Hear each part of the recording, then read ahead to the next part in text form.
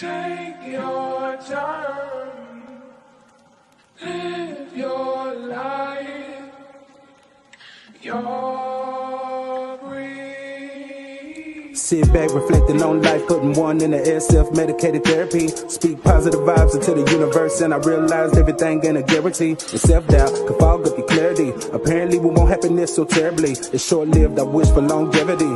I'm ready for obstacles ahead of me. Sometimes my vision is impaired, but I'm mentally prepared while I meditate. When you feel the vibrations on a low frequency, it leaves me no other choice but to levitate. To above and beyond, feeling good, anything just to come, carry on. Melanated in the sun, got me feeling like the one.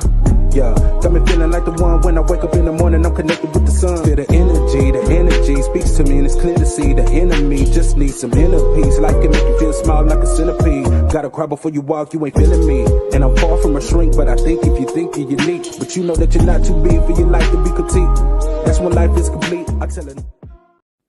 What up, what up? It's your boy Philip Bill, here to bring you more black excellence. And we got Hardeman's Barbecue on the menu today. Yes, sir. And did y'all know they serving breakfast now from 6 a.m. to 10 a.m. And they located at 6931 Syene Road. Yeah, hidden gem. Come on inside. Let me show you what they got for y'all, man. Let's see what's going on with that menu, dog. Yes, sir, man. They got a variety of things. Daily specials, hood bro, deliver food. You can order, call in. They do it all, man. They got so many sides, man. The menu changes every day. Man, look at that. They look delicious, man. That fried chicken back there. I ate spaghettis to be exact that day. And them desserts, man, that make you go dessert, man. Can I get one slice of chocolate cake and red velvet, please? And thank you. Man, don't Hardeman's Barbecue look warm and welcoming. Man, it's just like grandmama's house, man. So many things to eat, man. Whenever you in the Pleasant Grove area, you got to stop at Hardeman's Barbecue and Catering. Like and subscribe to the Lounge DFW. If you want to see more of these videos, man, we support black excellence over here. What up, what up? It's your boy Vale back with more black excellence. And up next to back is BCE Label Event Space Studio Bar and Lounge. BCE is located at 8201 Syene Road. When you enter the building, you are instantly greeted by the bar area. The bar area is very spacious, has plenty of TVs mounted on the wall with a fireplace. As we enter the lounge area, there are plenty of bar stools. As we look to our left, this is the VIP room. Yes, the VIP room is very spacious for your guests with a TV. And as I stated, there are plenty of bar stools on the right. And as you look to the left, there are plenty of couches also in the lounge. You can set your DJ set up right there.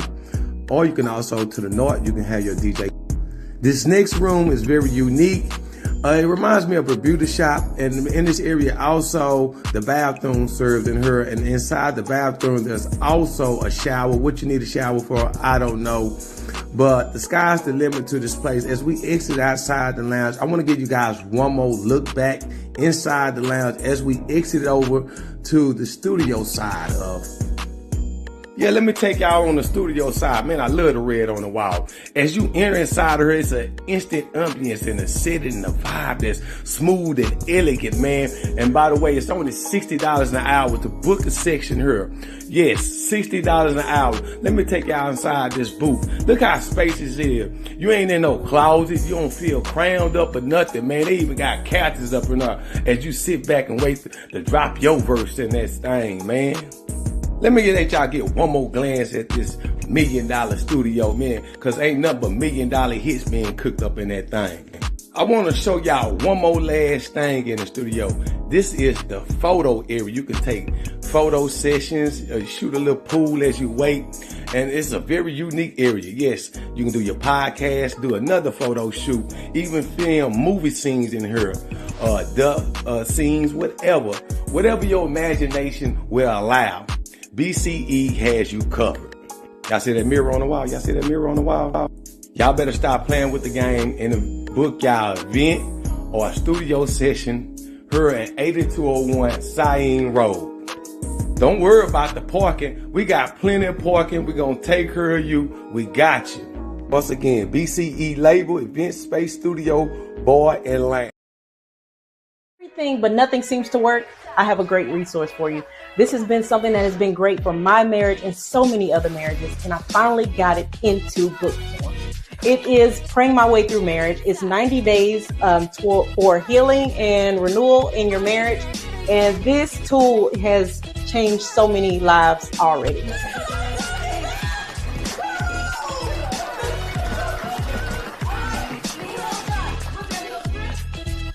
All right, let's take a look inside.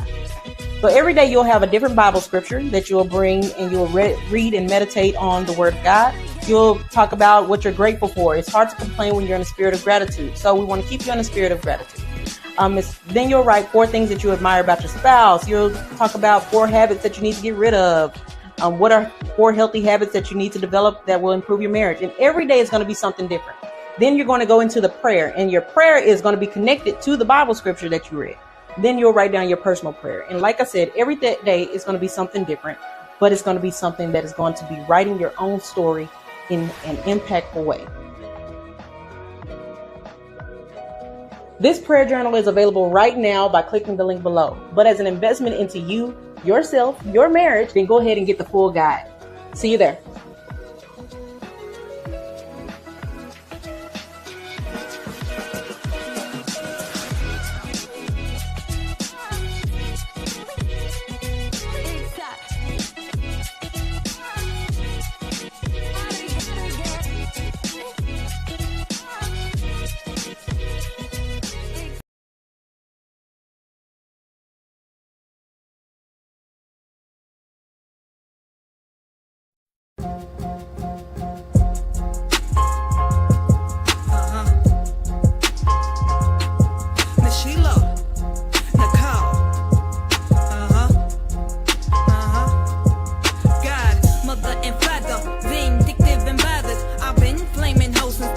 Stepping in Prada, lashing bitches like mascara. Beast mode, I scared her. Plotting hoes like that, stay trapped, booted and scattered.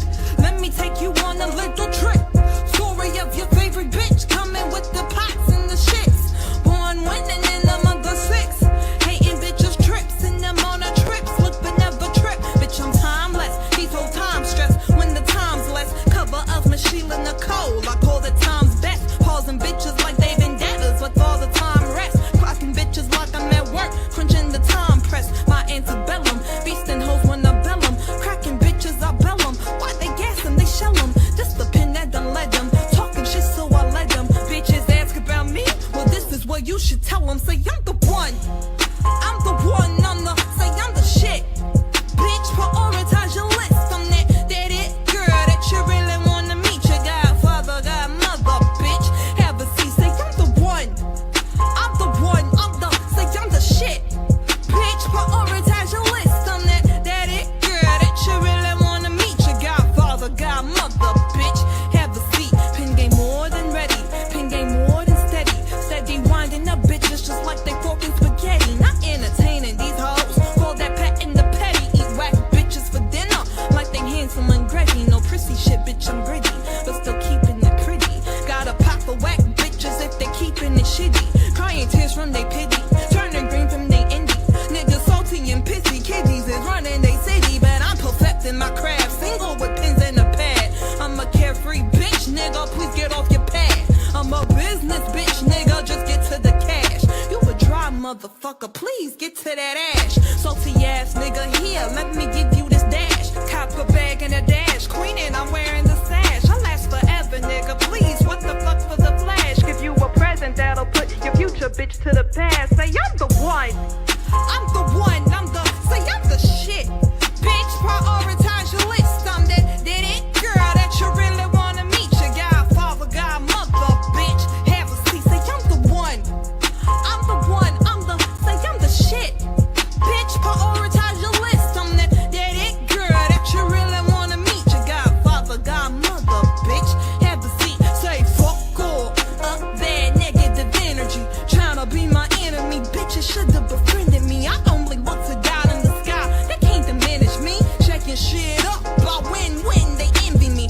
Fuck all up that negative energy. Tryna be my enemy, bitches should've befriended me. I only look to God in the sky, they can't diminish me. Checking shit up, but when they say I'm the one. I'm the one, say I'm the shit. Bitch, prioritize your list. I'm that it girl that you really wanna meet. Your godfather, godmother, bitch. Have a seat, say I'm the one. I'm the one, say I'm the shit. Bitch, prioritize your list. I'm that it girl that you really wanna meet. Your godfather, godmother, bitch. Have a seat. Oh, hey, Sheila Nicole. Hey, man. Hey, man. Oh, I'm in the Hey. It's going down, man. If y'all didn't know who that was, man, that was Sheila Nicole. She say she the one, not the two. You know what I'm saying? But say, man, we in the building, man. Hey, the extended weekend has begun. We got Saber Fair up in here. You was good, y'all. Can y'all hear me? Y'all know my audio is kind of janky. Can y'all hear me? Oh, man. Yeah, we got you. Okay, what you okay. feel about that? What about that jam right there? Me and Didi were just talking about. I said, man, she be Saber Fair on there, well, man. Listen, I can respect it, and I most certainly appreciate a woman that's lyrical, because if you ain't got no substance to your bars, you are not getting no play in my radio, on my phone, nowhere at all. I don't care about what's brown and pink. Let's just say that. Yeah, for real though. We got Vail up in the building. Man, what's up, man? Man, I'm having man. It's time to go on the earth, man. We messing with this laptop, man. I had to figure it out for myself. Hey, man, the extended weekend had begun, man. I am QD period. I'm your boy Billy Bell. We got Saber Fur up in the top. Hey boy, fair. You know, he be struggling trying to pronounce my name. Yeah, you know, I got that southern drawl, you know what I'm saying? So I put it together, you know what I'm saying? But yeah, man, we are the Lions DFW, man. The extended weekend has begun. Man, we got a lot of things to talk about tonight, man. We got a touchy topic also, you know what I'm saying? And we also got some special guests is gonna come through, man. We had a spectacular weekend, man. And the weekend, you know, the weekend ain't stopped because you know we extended on Mondays. You feel me? Yes, sir. You know how we do So y'all be having a 4-day weekend. So y'all work. We start on Tuesday. That's how we do. Okay. That's how we do. We start our week on Tuesday. You know what I'm saying? Okay. Say, man, we got a lot of content, man. So for the ones that's watching, man, if y'all make sure y'all get y'all screen recorders out, man, because we about to go down through there, man. And make sure y'all like the page and make sure y'all subscribe. Actually, we just got a page on TikTok, man. So y'all make sure y'all go on TikTok and follow us, man. Just the Lions DFW, wherever you go. The Lions DFW. The Lions DFW spelled out correctly. You know what I'm saying? So y'all go on TikTok and follow us on TikTok, man. We got a few, man. Let's get into the celebrity news, man, and then the current event. And then we're gonna pay homage to some of the locals. And we're gonna get down through there, man. Y'all ready for the celebrity news? What you got for us, QD? What's been going on in the celebrity news? Man. Oh man, say, man. What I'm finna put y'all on tonight, y'all gonna be like, God damn, how you find all this? But it's about to go down. Hey man, celebrity news brought to you by the Lions DFW. Y'all check it out, man.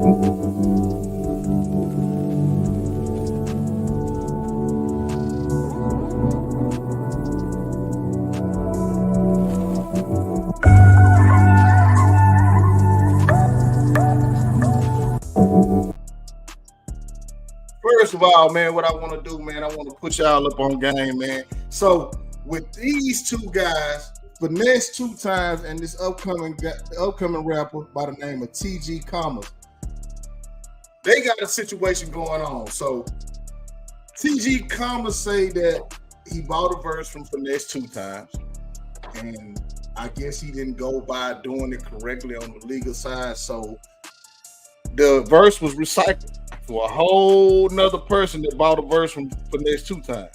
So let y'all hear the audio from TG Commas. Y'all check him out, man.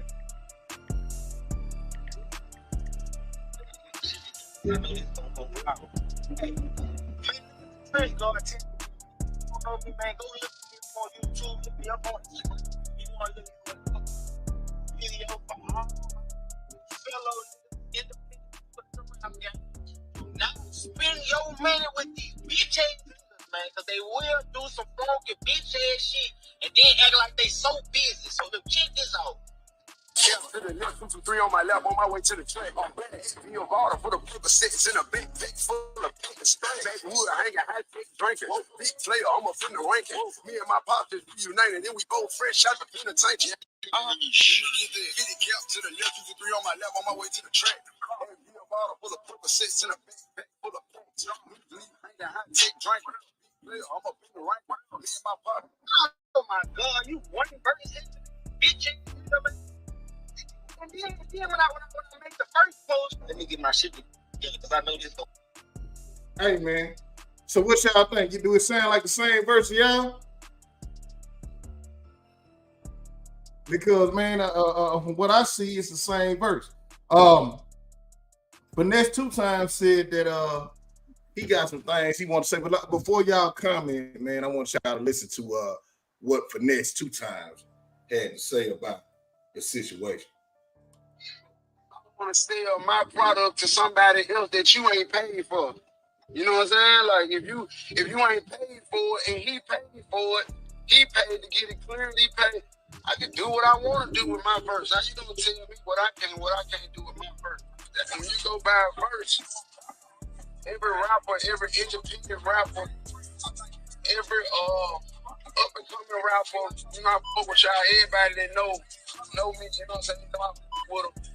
I work budgets and everything, you know what I'm saying? I might want 50, 60, you know what I'm saying, for the verse. From the street, I might tell you, man, give me 30. I'm saying, I fuck with real the street, you know what I'm saying? But you know, this also a business, right? You know what I'm saying? It's a business.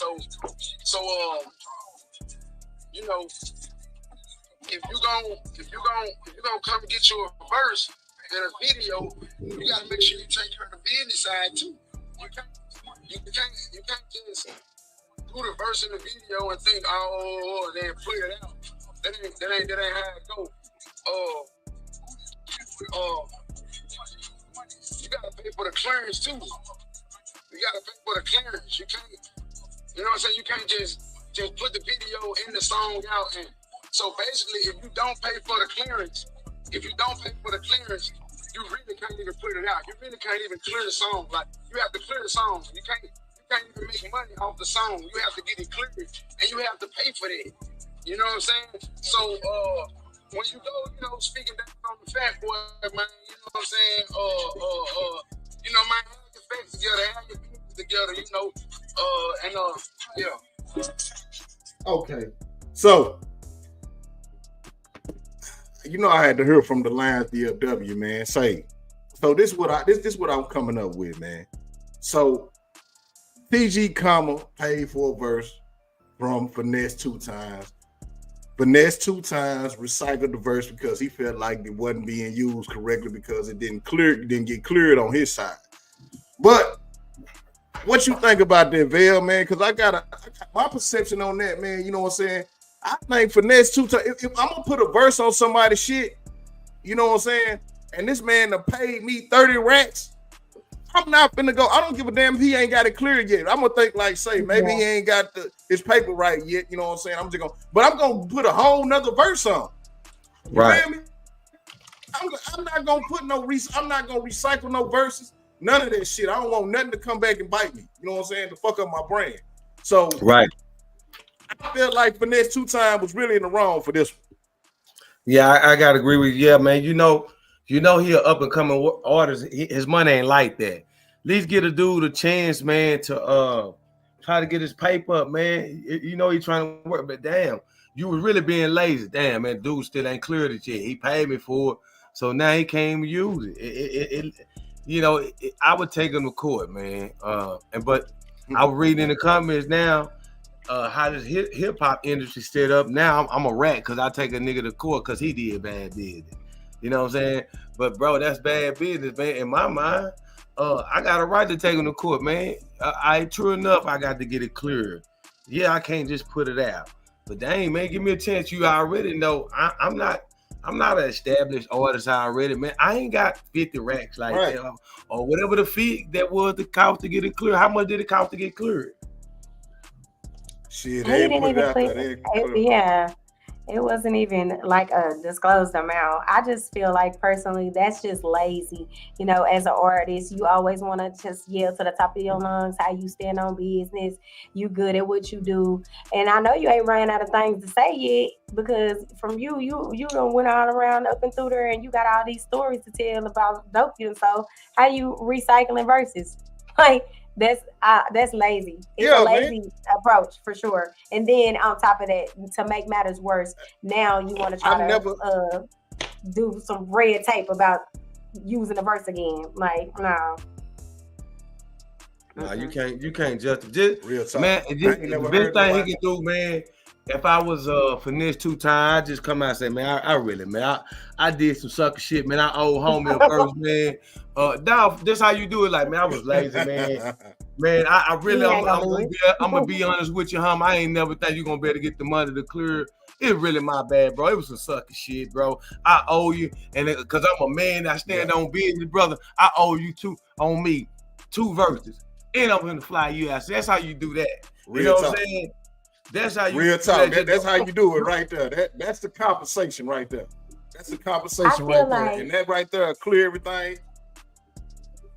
I feel like so Come on, basically this is where it gets real tricky because this is a prime example of people that have the game and then try to gatekeep it and be like, you got to do your research. Like you were just saying, this is a young artist. He up and coming. This man does whatever he done did. He done came up with 30 bands. He ain't coming with just no little pocket money. He ain't trying to ask for no favor. He paid the fee that you charged him. And then if there's additional fees, you need to make sure that that's being clearly related. You know what I'm saying? Like let's not lead a man in the dark about for some easy quick 30K payout and then be like, well, it ain't my fault. He should have read and he should have did this, he should have did that. Just as a OG, you know, look out for people. But not everybody is built like that. Not everybody built like that. That's Like, real I had shit. to learn the hard way. You gotta learn the hard way. Nah, that's That's the man. problem.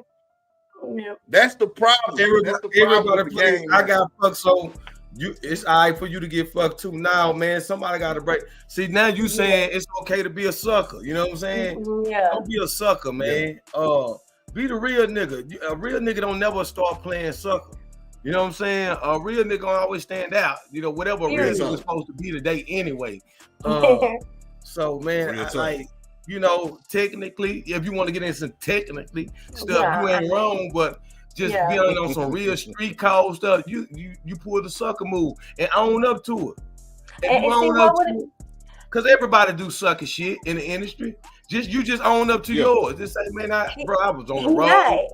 I was on the road. He already done took his stance. He already saying, no, I didn't do nothing wrong. He immediately came out and said he didn't do nothing wrong. And see, this is how I would have played it if it was me in a situation. I'd be like, say, bro, I'm doing this XYZ. You know that after this, it needs to be such and such and such and such done.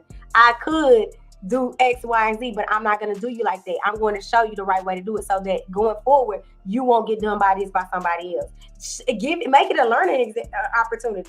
That could have been a positive learning opportunity, a learning experience for that young man to better equip him for navigating the business with other artists. But now you done set a sour taste in his mouth, and now he finna be out on the same energy potentially. You know, just passing that same for either get eight energy. You know, like bullshit. Yeah. Well, that right there is a learning experience for all the artists that's watching this right now. Y'all just learned some shit, man. You know what I'm saying? Y'all see how the industry playing. Make sure when you paying for those $30,000, $40,000 features, make sure you get them cleared. Make sure you have that money put to the side to get them cleared. Just like old boy that covered a little while back, the one that did the video and put the fake boots in there. You know what I'm saying? When you paying for these features, make sure that you are equipped and ready to pay for everything that goes on with that. You know what I'm saying? So, hey, man, that's a learning lesson for all my new artists that's coming out. Before you break that bag, look at all the other stuff that you got to pay for also. On to the next, man. Did y'all know this right here? So Common and Jennifer Hudson are a couple. I didn't even know this. You know what I'm saying? Oh shit! Well, I ain't never really just had the hots for Jennifer Hudson. You know what I'm saying? But Jennifer Hudson had a little show, man. She lost weight. Yeah, I still don't like her ass. I mean, I don't know. I don't know what it is about it. I just don't like her ass. But with her, she had Common on the show, man, on her show, her talk show. And this is what Common said to the public, man. Y'all check this out. Oh God. I'm a host, and so I have to ask you this question because everybody always want to know this. Are you dating anyone?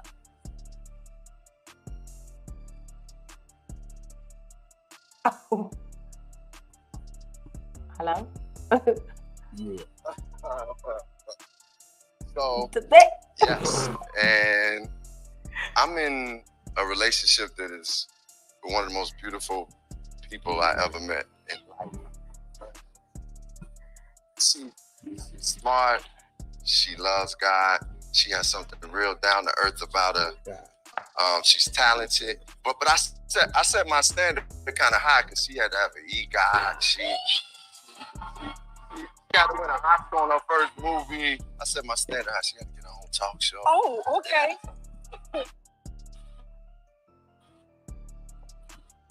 Now, we gotta get down. Man, so what? He said his standards high. What about Erykah Badu, nigga? What you talking about? Wait. So look, this is soulmate. He say, man. Come on, y'all. LaBelle go, because I know you finna say something. I ain't gonna say. I mean, I've been knowing they was talking. That's kind of old to me. Yeah, I kind of already know. Y'all heard? Listen. They was like, both of them from the Shy. They was seen a lot. It's like a lot of little photos of them always been together. Like it was obvious. Both of them from Chicago. Come getting up in age. Jennifer, like, right, man. You know what I'm saying? Like we're gonna settle down. We're gonna settle back. Both be down here in Illinois together. You got family in Chicago. I got family in Chicago. Hey, you know it makes sense. Yeah. So for me, I did know that they were a couple. I definitely did know that they were a couple. But the thing was, he said his standard high, but before he was dating her, he was dating Tiffany Haddish. And it was like real, like, Tiffany Haddish trash though. Yes, that's what I'm saying. Like, so it's very funny that you thought you set your standard high after you get with her, but you just came from dating Tiffany Haddish. That's funny. And then, did y'all see the long pause that he took? Like, I thought it was the issue with the audio. Why did he take so long? Me too. I thought something was wrong with the audio. I'm with the dude. I'm saying something going on with the audio. He was trying to think of some fly shit to say. He was trying to think of some fly shit to say. You know what I'm saying? He on her show, and then she gonna put it out there. Man, you know how that shit go, man. Hey, but congratulations to Common and Jennifer Hudson, man. Evidently they doing their thing. I ain't know shit about them. You know what I'm saying? So evidently they doing their thing, man. I would have probably kept it private though, like they had been doing. You know what I'm saying? Keeping the speculation when you out there like that. You know, I'm gonna tell you what that is, man.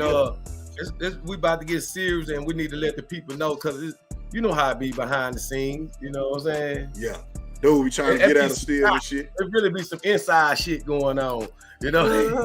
Hey, I think it was more. I think it was more Jennifer Hudson wanted to claim the fame than him. You know what I'm saying? She wanted to let it be known, nigga, this my nigga, yeah, nigga. Hey, all that extra shit. You know how it go. It's very awkward, very awkward. That whole interaction. I wish I could see the actual video footage of it because it sounded like a very awkward thing. I was going. Yeah, I was gonna clip it and put it on, but I ain't want us to get no copyright strike. Yeah. But say, man, congratulations to Common and Jennifer Hudson. They man. do. Hell yeah, quick. I want y'all to check this one out right here, man. This I'm almost done. These two right here, man. So Rick Ross X is coming out with a tell-all book, man. And she earned Rick Ross ass out on public notification, like everywhere. She on social media talking about she finna tell all his dirty laundry, man, about everybody he talk about in the bedroom and shit. But I'm trying to think, is this the same baby mama that did that fuck shit with him and when him and 50 was beefing? Is it the same one? No, I don't think this is his baby mama. I think this is just like one of them little Instagram girls. First of all, I don't even know who this is. Hey, she on some more. Hey, yeah, she I on was some more shit. sitting on that counter eating that fruit, talking about I'm gonna tell such how you said this, and I'm gonna tell you how you was talking about how Mick Mill sold his mama high. Man, that motherfucker, that just like a motherfucker. All she doing is putting the cash. She ain't finna put out no. That was just like, come on, Rick, you don't want me to do it. Rick calling up bluff. Yeah, real talk. You trying to pull a finesse? Hey, man. That's all she trying to do, man. It's about money, man. You know what I'm saying? I already know what it is, man. Like all the celebrities, whoever they burning bridges with right now, man, with social media, and with everybody having their own platform, shit, man. A lot of motherfuckers finna get aired out. So, and shit, man. Cat Williams opened up the door for a lot of shit too. So everybody they telling their truth right now, and they put motherfuckers on blast. But say, man, hopefully Rick Ross come out victorious on this, man, because she said she had his head. So we'll get an update on this and how this story goes, man, in the future. But let's get on to some good news, man.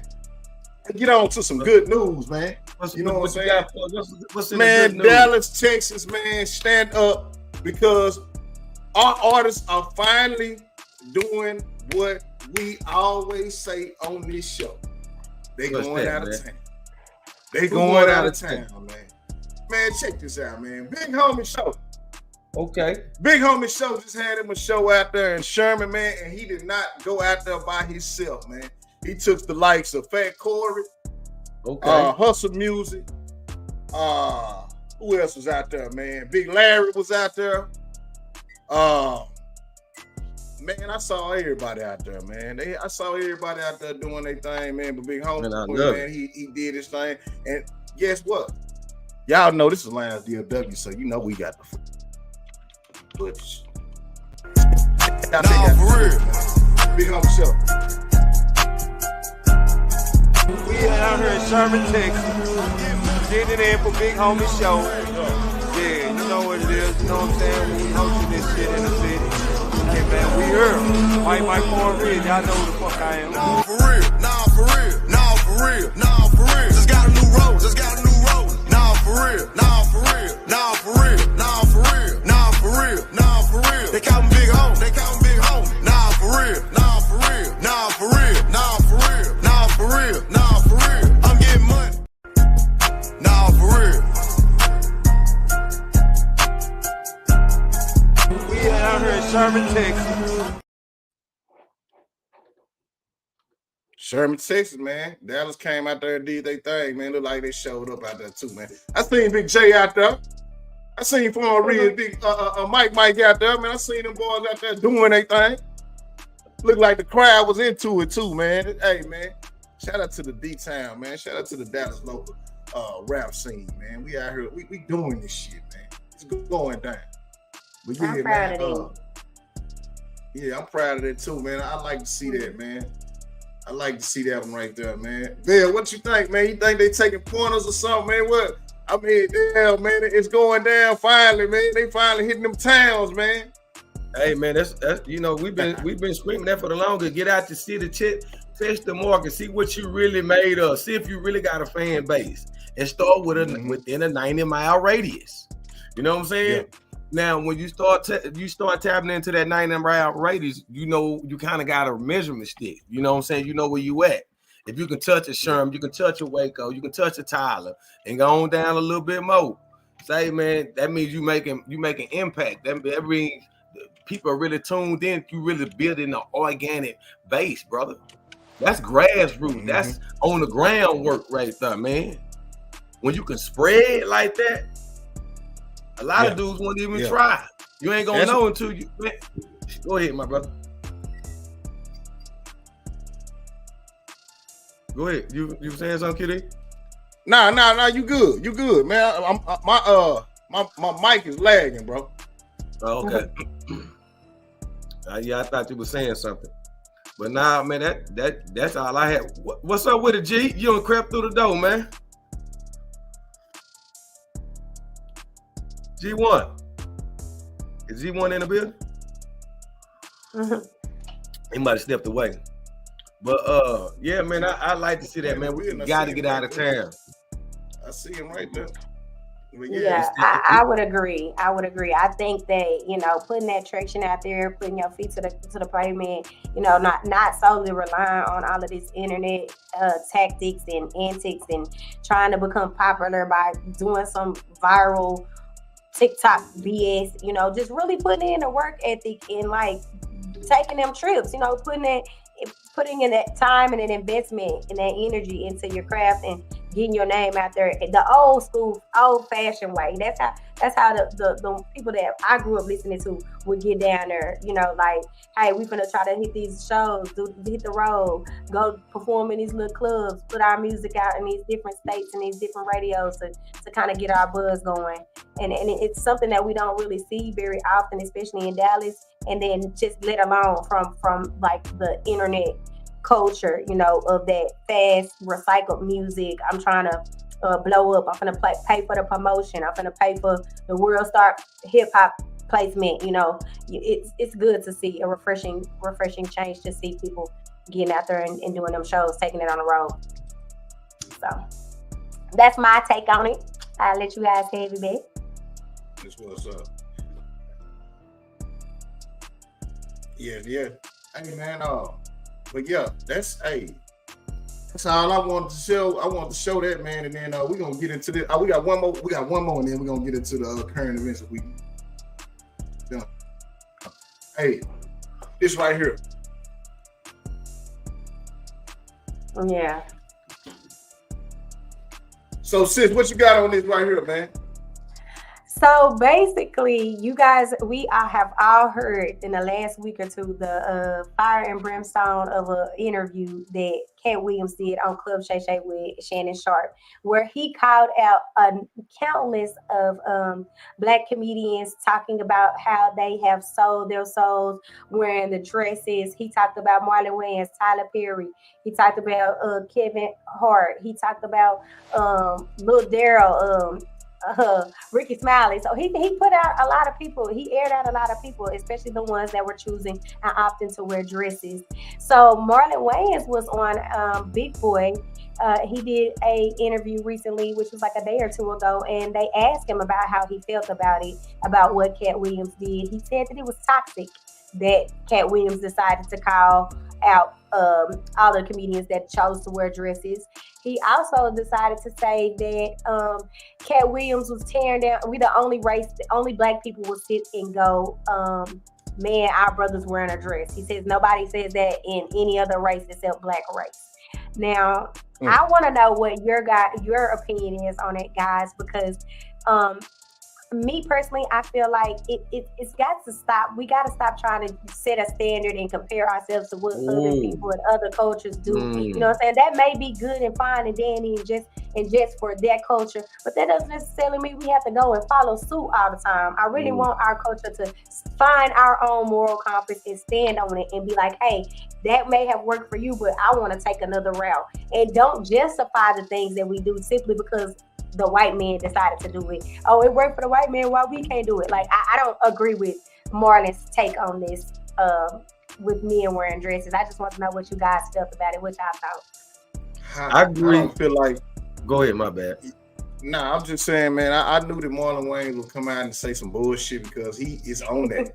Him and his brother. All of them probably done wore dresses before. You know what I'm saying?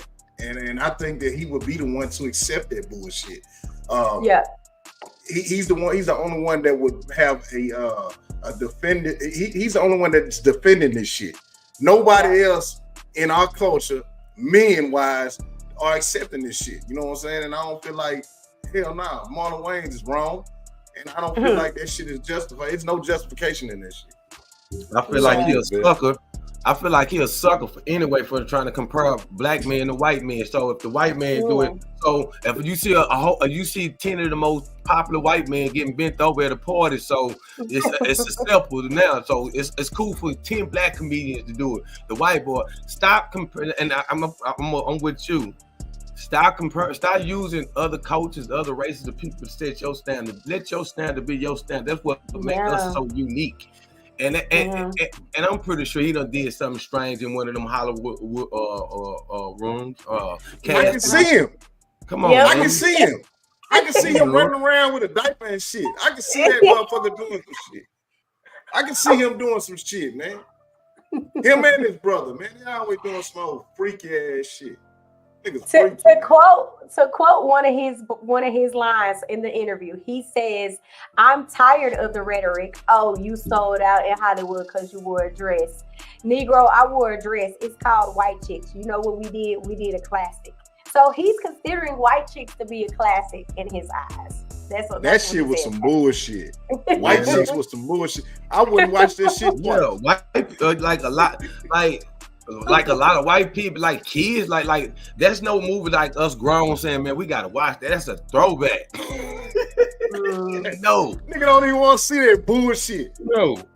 Yeah, he pointed out Robin Williams wearing a dress in Mrs. Doubtfire. Tom Hanks. Robin Williams was like him. Man, I don't. Yeah, Dustin Hoffman. He named all these people. That think a white man standard is where he should set his, man. Literally, that was his response. That Dustin Hoffman wore a dress in Tootsie and he won an Oscar. So basically, he's saying they did it. We can do it. He's trying to justify that bullshit finna come out on his ass. He finna have some shit come out on him next. Man. But yeah, man. Hey, that's our celebrity news. That's our celebrity news for the night, man. Oh yeah. Also, before I get it to Bill, man, I want to put this out, Bill. Hold on 1 second before I get it to you, man. Happy birthday to Jazzy Jeff, man. Happy 59th birthday to Jazzy Jeff, man. My boy. Yeah, man. Hey, 59, man. It been almost the whole 60. You know what I'm saying? I didn't realize he was that old, brother. You know what I'm saying? He's moving good, bro. Mm-hmm. I thought he was in his early. I thought maybe he might have been older, maybe 1 year or 2 years older than Will. Because Will 53, 54? I think so. I think he about 50. Because Jada 57? Nah, Jada. Jada old. She ain't that old. Let me see. Nah, I think she is because you can see it around her neck. Jada may be. How old is Jada Pinkett? Jada may be about 52 at the most. 52 years old. Man, I'm so good with this thing, man. Yeah, man, I'm good with this thing, man. Yeah. How old is Will Smith? Will Smith 55. All right. Okay. I don't know why I thought she was older than him. She give like she the older woman vibe. I don't know. Her mother looking. Now that's who look better than her. Her mama look better than her. Yeah, I need to check on mama out and see how mama check. But yeah, man, that's our current events. I mean, that's our celebrity news for the night, y'all. Let's get to it.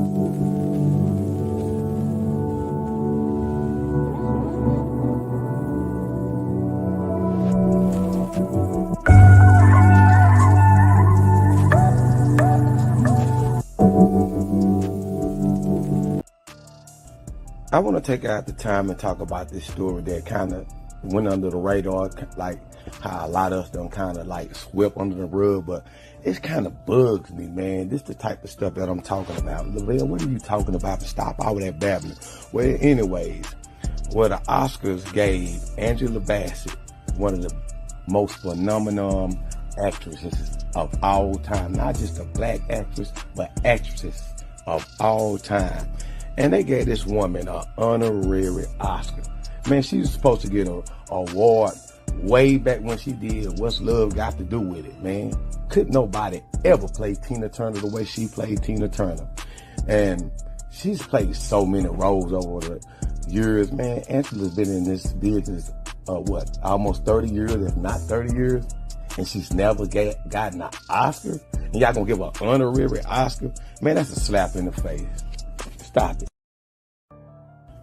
I want to take out the time and talk about this story that kind of went under the radar. What are y'all thoughts on that, QD? Kind of like, I'm like right now, I'm not surprised no more, bro, because I mean they've been doing us like that, bro.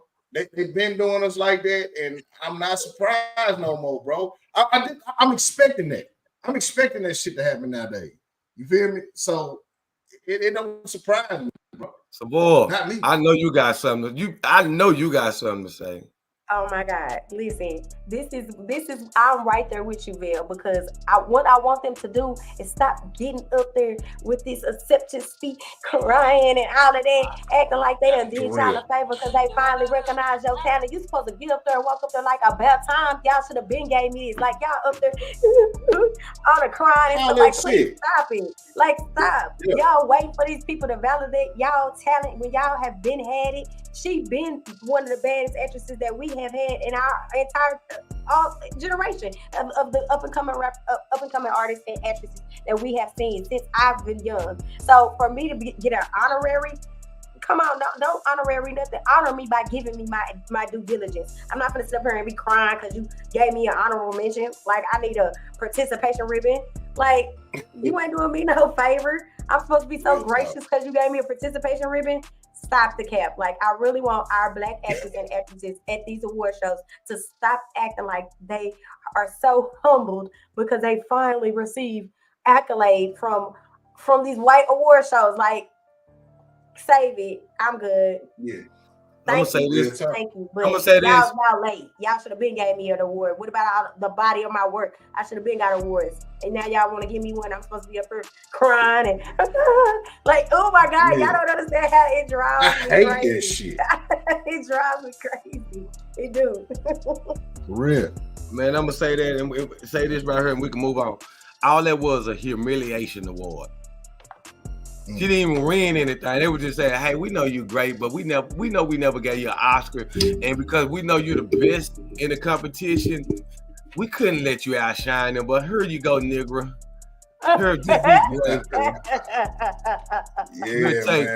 Man, I'd have chunked that motherfucker so far across that stage and told everybody to kiss my ass. It need to be done. It need to be done. No, it definitely. Yeah, I feel you. I feel you, J-Rock, man. They treating 1300 Louis like Paul Masson. Real talk. The industry keeps shitting on greatness in some form. No cap, no. Hey, man, I'm feeling you on that, and I feel the same way, man. Like Sis say, man, they are really shitting on us, man. You know what I'm saying? Like, come on, man. That lady supposed to got an award a long time ago, man, in the early 90s, man. Like, you're come on, bro, that shit. Eating people's shit with a smile on your face. Like, get on somewhere. No. Seem like we gotta play these certain roles, man, in order to get, like, a motherfucker gotta jump in a dress or do some old coon ass shit in order to get an award from them and be recognized by them. So, man, we need to start taking that shit, man, and throwing that shit in the trash in their face.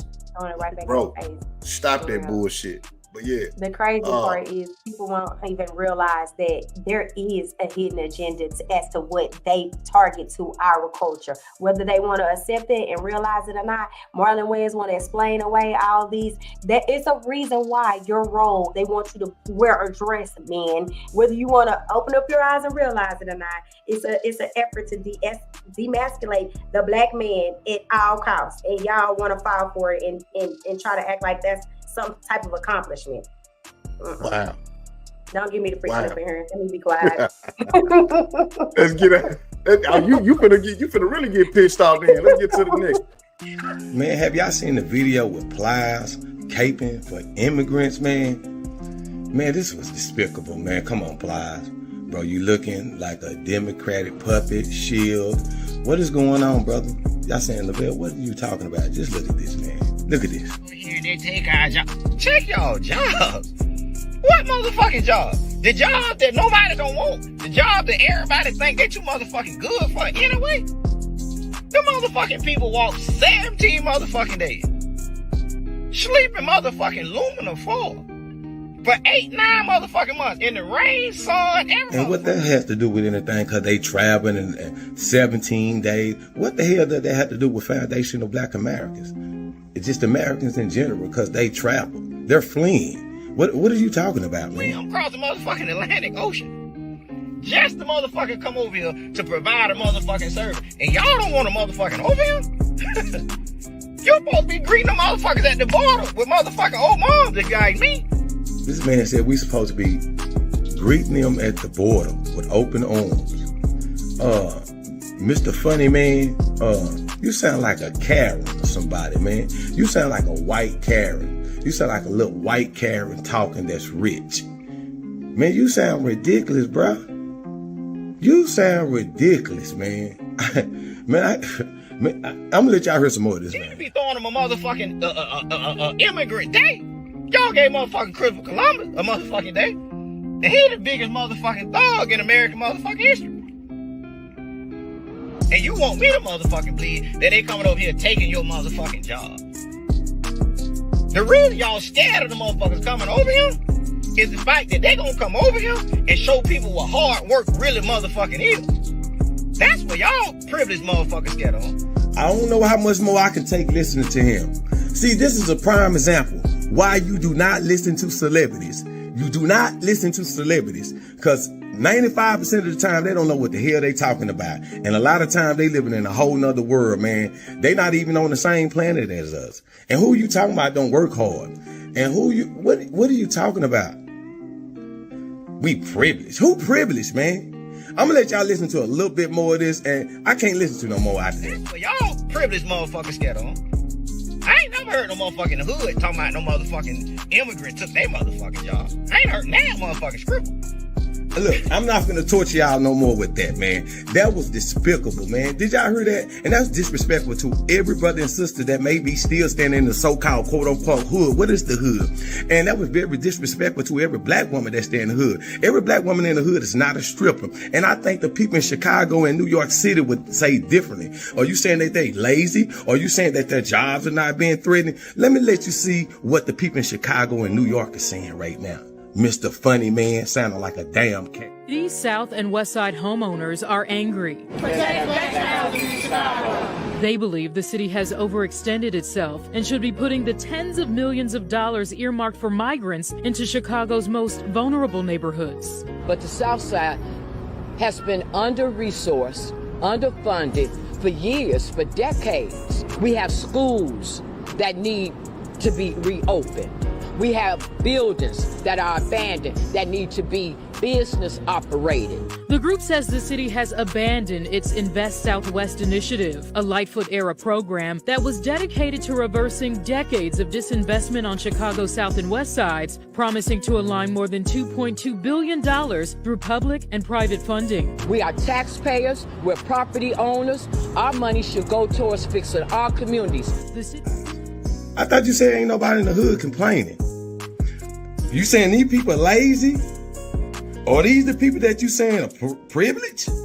Plies, I know you ain't talking about your people like this, Plies. You said black people ain't complaining about migrants. Oh, Plies, you ain't looking good, boy. The city has received more than 15,000 migrants since August 2022. We have no more room. Y'all are embarrassing Chicago as a whole. According to analysis by the ABC7 data team, there are more than 20 active migrant shelters across the city, 7 located on the South and West Sides.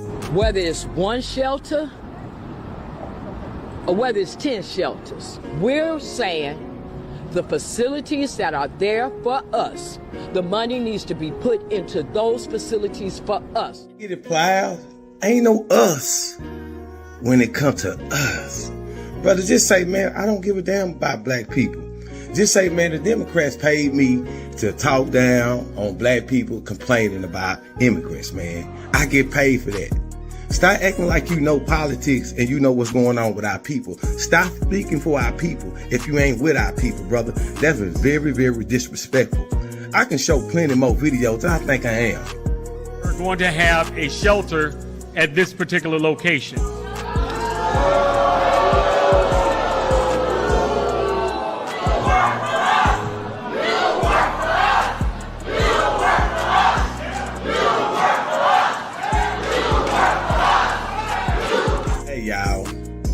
Y'all heard him saying, do what for us? Hey, Ply said, y'all privileged and y'all don't deserve anything. He said, the hood ain't complaining. Did y'all see them black women out there? They was angry. The hood ain't complaining. Did y'all see them black women out there? They was angry. Hey, before we get into the next segment of it, hey, man, say, before we get into the next segment of it, who is that? We're hearing little something in the background. Oh, my bad. I got myself on mute. My bad. That was my phone. Okay, right. So far, it's a part 2 to that. So far, what are your thoughts? Man, I'm gonna let Saber go on and go, man, because I seen her going in. Because I got a lot. I'm gonna wait till the end. Yeah. I'm gonna say what you get.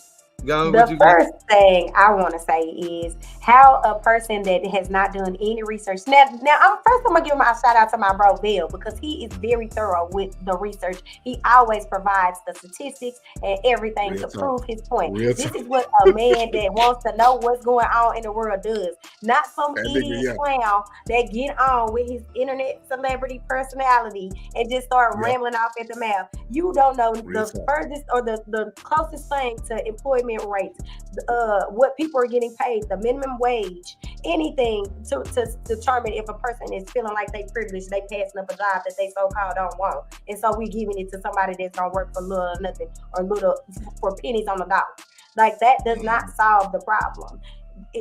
You need to educate yourself for sure before you jump on internet and using your platform, because you have people that are following you.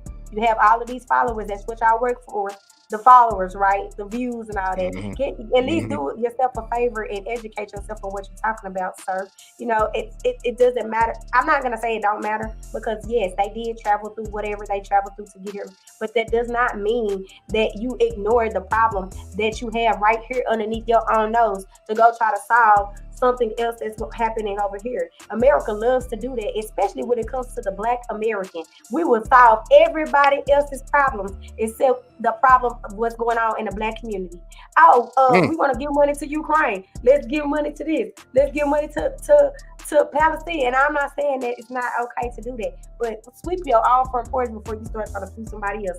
That's what my granny told me a long time ago. And we got a lot of dirt on our front porch that we need to sweep.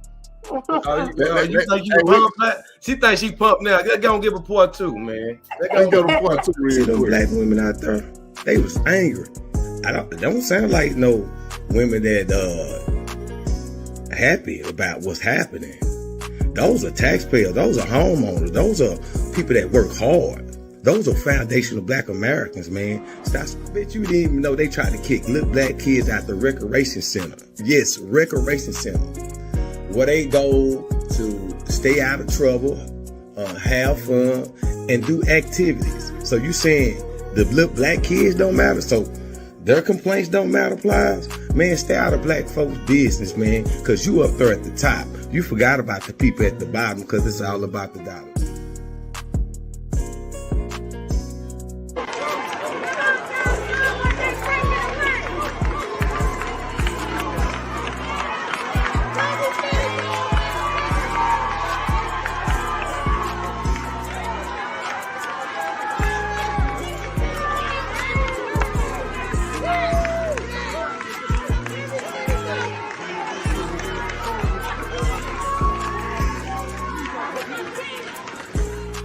Plies, I'm still trying to figure out who you talking about privilege.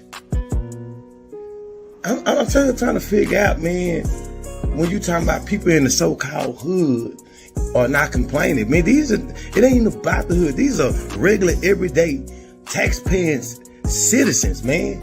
School budgets, police departments, fire departments.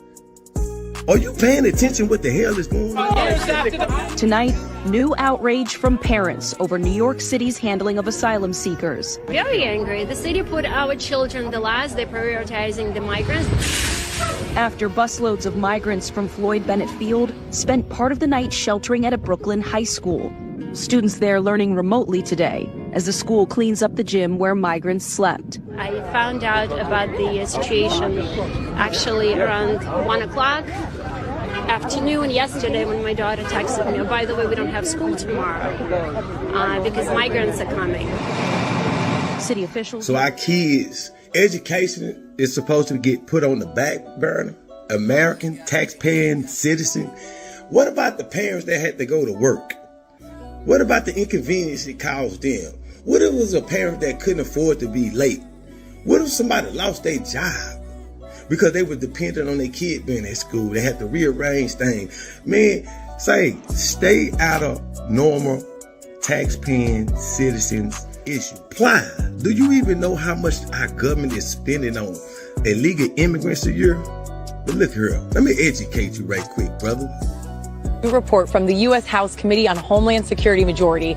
They say the price tag per year is $451 billion. That is both for the housing and care of the asylum seekers as well as $451 billion. Did you know that, Mr. Funny Man Plies? Because you sound like a white supremacist. You sound like a white man in blackface talking about we privileged and we lazy.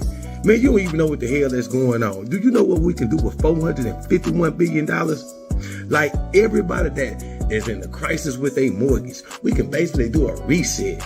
Everybody that needs job training, everybody that's trying to get a home loan, man, we can do a whole bunch of with $451 billion going towards tax-paying citizens.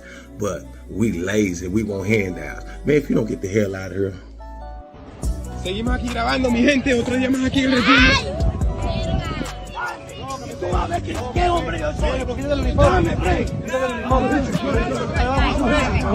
Esto es una plena discusión en un center de aquí en Nueva York.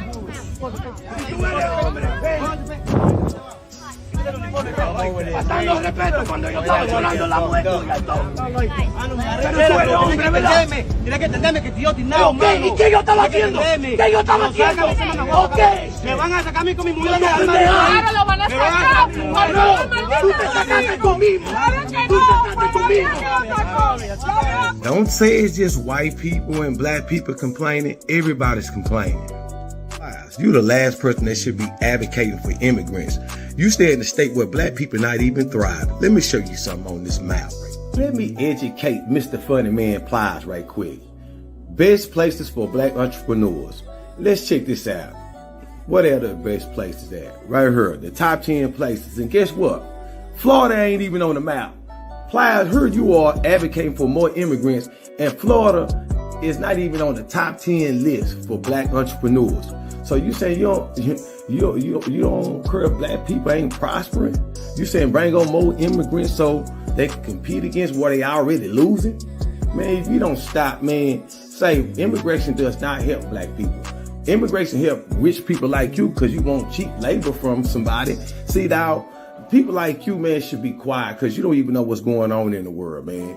These are the top 10 places where black people are prospering at, or having actually real generating wealth because they have businesses where they're starting business. Florida is not even on the map, not one city, but you advocating for more immigrants. Boy, you don't get your dumb ass somewhere and sit down. Man, I can go on and on, man, but for what, man? This was an easy cook. This was an easy debunk. Plies, stay in your lane, brother. Stay in your lane and just start talking for black people. What are y'all thoughts about Plies? Was he cooning or was he telling the truth? Cooning like a motherfucker. He was cooning like a motherfucker. Boy. G1, what's the deal? Man, y'all talking about that? Hey, what's happening, man? Y'all talking about that buffoon and coon, nigga? Man. Oh yeah. Hey, man, look.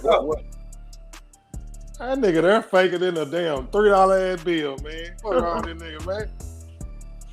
And say Plies, like man, Plies been doing some old coon ass shit for the last few years. He been doing some weird shit for the last few years. And that voice he using, that shit there is annoying to the motherfucker. Yeah, he ain't selling no records. Ain't nobody listening to them Plies.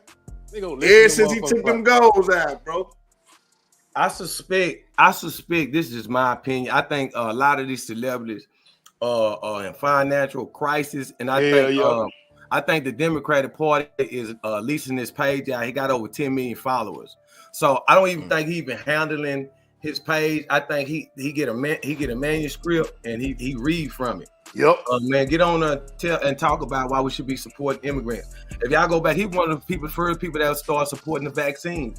Yeah, I pay attention to everything, man. That's why I tell people, man, we gotta be careful who don't get caught up in celebrityism, man. Just accept them from what they are. Their talent. Stop asking celebrities hey, they need to say something. Why? Because they got a platform and they get up there and say something and embarrass everybody. Then you be wanting to be quiet. Let a celebrity see.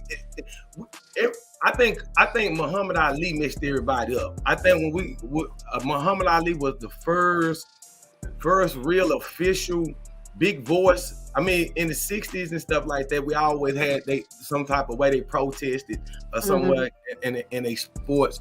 But Muhammad Ali was that first real big voice that talked about the injustices that was going on in the United States of America.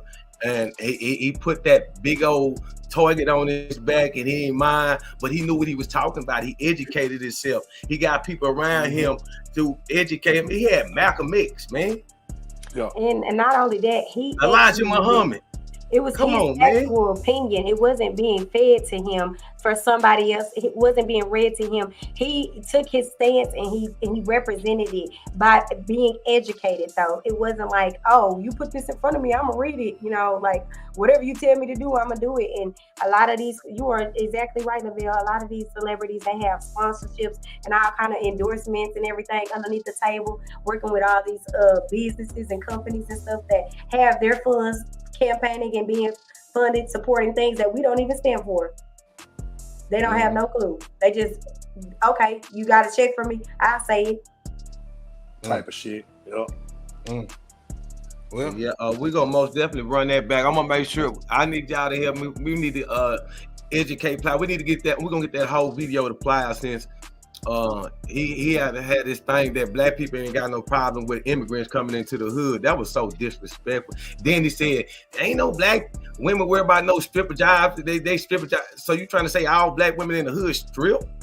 That's disrespectful in itself. That, man, like, we got to really start paying attention to the words that people say to us. Right. Joe Biden should even never got a first term when he ain't had no tangible before. Only thing he had for us, if you don't vote for me, you ain't black. Like Kamala Harris literally came out and said, you think I'm just sit up and do something for black people? No. Let's be clear. If anything that benefits the black community, it will benefit everybody as a whole. You know what I'm saying? That was her words, not my words. They come back and try to twist it all they want. You know, she just was on an interview. She was on I believe it was The View or something, and they had asked her about something, and she literally did not answer the question at all. She didn't answer the question at all. You've been completely silent the entire time you've been in office, Miss VP. We ain't seen you stand for nothing. We ain't seen you do nothing but go in and out your house. We ain't seen her nowhere. Real We talk. ain't seen her nowhere supporting anything. They day is coming. They day coming. We setting this shit up right now. They days coming. We're gonna get this guy to 5. I ain't gonna worry about them, but we're gonna make sure. See, what I'm gonna start doing a lot of this more often. I've been QD be telling me I need to do it. I wouldn't even want to do a video. QD kind of really pushed me to do it because it's so easy of a takedown. But I'm gonna start doing this a whole lot often, and I want everybody at the lounge. We're gonna start making this go viral. We're gonna start killing the credibility of a lot of these people that are acting as open agents to the black community. And at this time, I'm gonna have to look at Plies as a treasonous Negro to the black community, fam. For the simple fact, your state ain't even thriving. Y'all don't have not one black city that's thriving. I'm gonna tell you something about me on live right now. All my black people that stay in Texas, there's no better place than Texas. As you can see on that chart I showed you, Texas is the most thriving spot for entrepreneurs for black people, period. The Dallas, Fort Worth area, especially the Cedar Hill, Duncanville, DeSoto area is in the world, not just the United States, but in the world, one of the most prosperous places for black people. So when black people start talking about they're gonna move here and move there, there's nowhere for you to go. I just showed you what's going on. Yeah. Black people, Texas holds 3 of the top 10 spots for black entrepreneurs. California don't got it. New York don't got it. Georgia don't got it. It's right here in Texas. I'm gonna give y'all another fun fact. What do y'all think is the biggest population of black people at? You probably thought it was Georgia. You probably thought it was it's Texas. I thought it was Georgia. No, Texas is the most populated state with black people in the United States of America. And so it only makes sense that we have the most entrepreneurs here. You know what I'm saying? It's not a secret that people move from the Midwest and come and flourish. It's not a secret that people move from the West Coast and come and flourish. It's not a secret that people move from the East Coast and come down here and flourish. They see the goal. It's just us down here don't see the potential. And I'm gonna go with these. I hate to go here to the rappers, man. A lot of our rappers think you got to move out of town to get it on, man. No, you just have to find a different way to market yourself, man. There's no better place than Texas. Period. Point blank. I just showed you the stats. I deal with numbers. I don't deal with feelings and emotions, man. We deal with straight data over here, man. This is an educated podcast where we are the streets, but we are beyond it also. Right. So I need to tap in with us for real. Yeah, y'all need to tap in, man. Shout out to Miss Keeping It Real for coming on, man. Shout out to Ricky Perry. I see you, my brother. J. Rock Obama.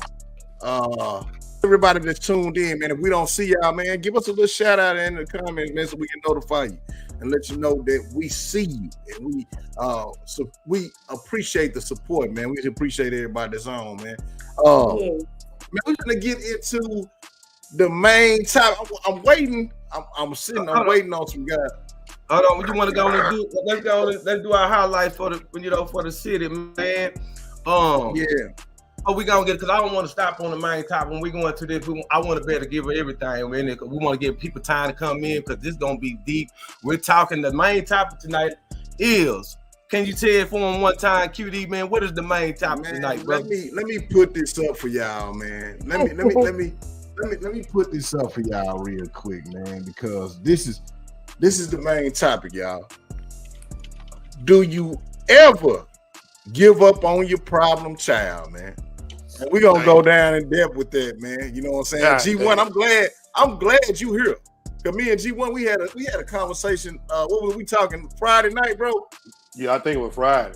We talking Friday night, man. We went down through there Friday night. So I want to hear your insight on this. And we got since I want to hear you, I already know where you gonna go with it. And then look, I got to round up. Look, y'all didn't see me. I was like, let me get the frown lines out my forehead. Hey, yeah. Look, this is what we're gonna do. We finna highlight. We had a few artists from the Grizzly Grove, man. They hit us up behind the scenes, said, man, they was working on some things, man. I said, oh yeah. They be like, man, look, we're inviting you and QD, man, to come out and see what we're working on, man. I was honored that they would want us to come on and see what they had going on, man. What's up with it, man? T-Man, what's up with it, baby? Yeah, man. Yeah. I can say this, man. I can say this. Let me say this before you get all the way in the spiel, There. Go ahead. Hey, I'm gonna tell y'all like this, man. Grove side got some real live spitters over there, man. And when we went to the studio, man, this was a vibe that I've been waiting on, man, to see the OGs and the youngsters collab on something together. And man, everybody was moving correctly. Everybody verse was on time. Wasn't nobody lacking, man. You didn't hear nobody sound like they from 95 and then somebody coming in here sounding with the new flow. No, everybody on point. The song sound like it's jamming. You know what I'm saying? The sneak peek that we got. And say, man, them boys, hey, man, it was money in the room, man. I be hearing Rainwater say that all the OGs ain't having no money in Dallas and all this shit. But this was a different experience when I went up in this studio at Luxury Studios Saturday, man. Man, go on play it was real, man. You talking? They ain't no need to go. Just play this little behind the scenes, man.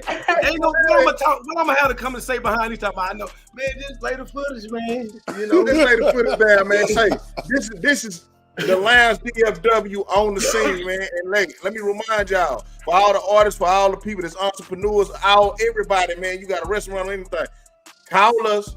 We'll come on the scene, man, and we'll just book us, man. That's all you gotta do. Jump in the I'm gonna have to inbox. slide with y'all to the next event. You got to. But check us out, man. We going too, man. We at Luxury Studios, man. Check out the Grove Side collabo, man. Check these boys out, man.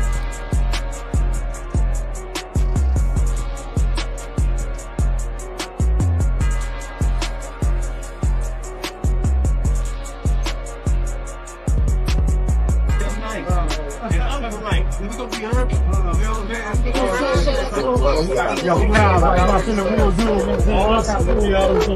You know my boy LaBelle Party, you know what I'm saying? I just lived there ready to go business, you know what I'm talking about? Build up the land, you know what I'm saying? Control your ass, all the top shit, hottest shit is going on in the city, underground shit, you know what I'm saying?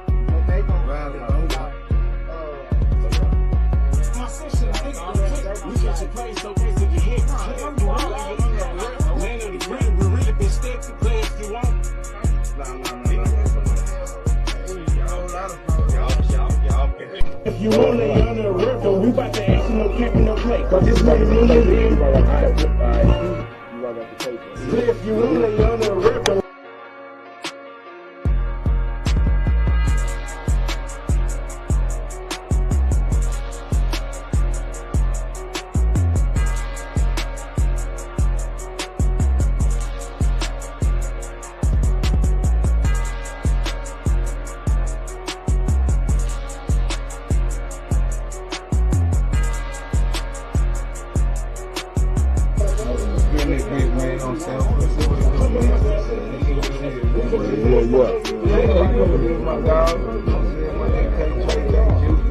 I always say Jesus with the lack on the fold on the baby. Yeah.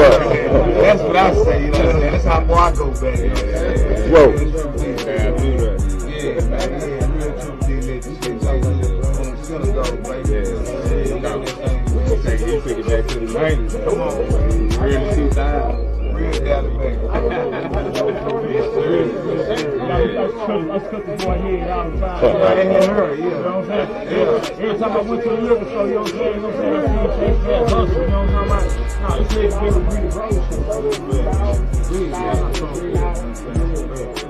No, this nigga really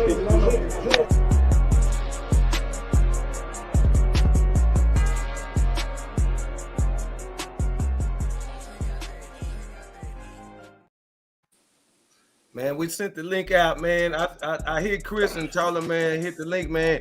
Y'all want to come on in and let us know what's going on right quick with this project. Y'all boys been behind the scenes, low key, top secret, working on, man. But we really don't even know much about it. We on the scene. All I know, man, is from the small talk that we had, man, is that they got a nice little old thing going. You know what I'm saying? And from what we had seen in there, man, it looked like it's about like 15 artists on there. I seen my little partner, little Bubba Mac on there. No Shame was in the building. J Juice, Groveside Chris. Man, there was a lot of guys in there like that. What man? And they was gelling too. You know what I'm saying? So I can say, man, it's gonna be a nice little old thing, man, when they get everything together, man. When the last time that we have a movement like this coming up out that Grove, man? the DSR and the NFL probably the last little run that they had like that. The NFL,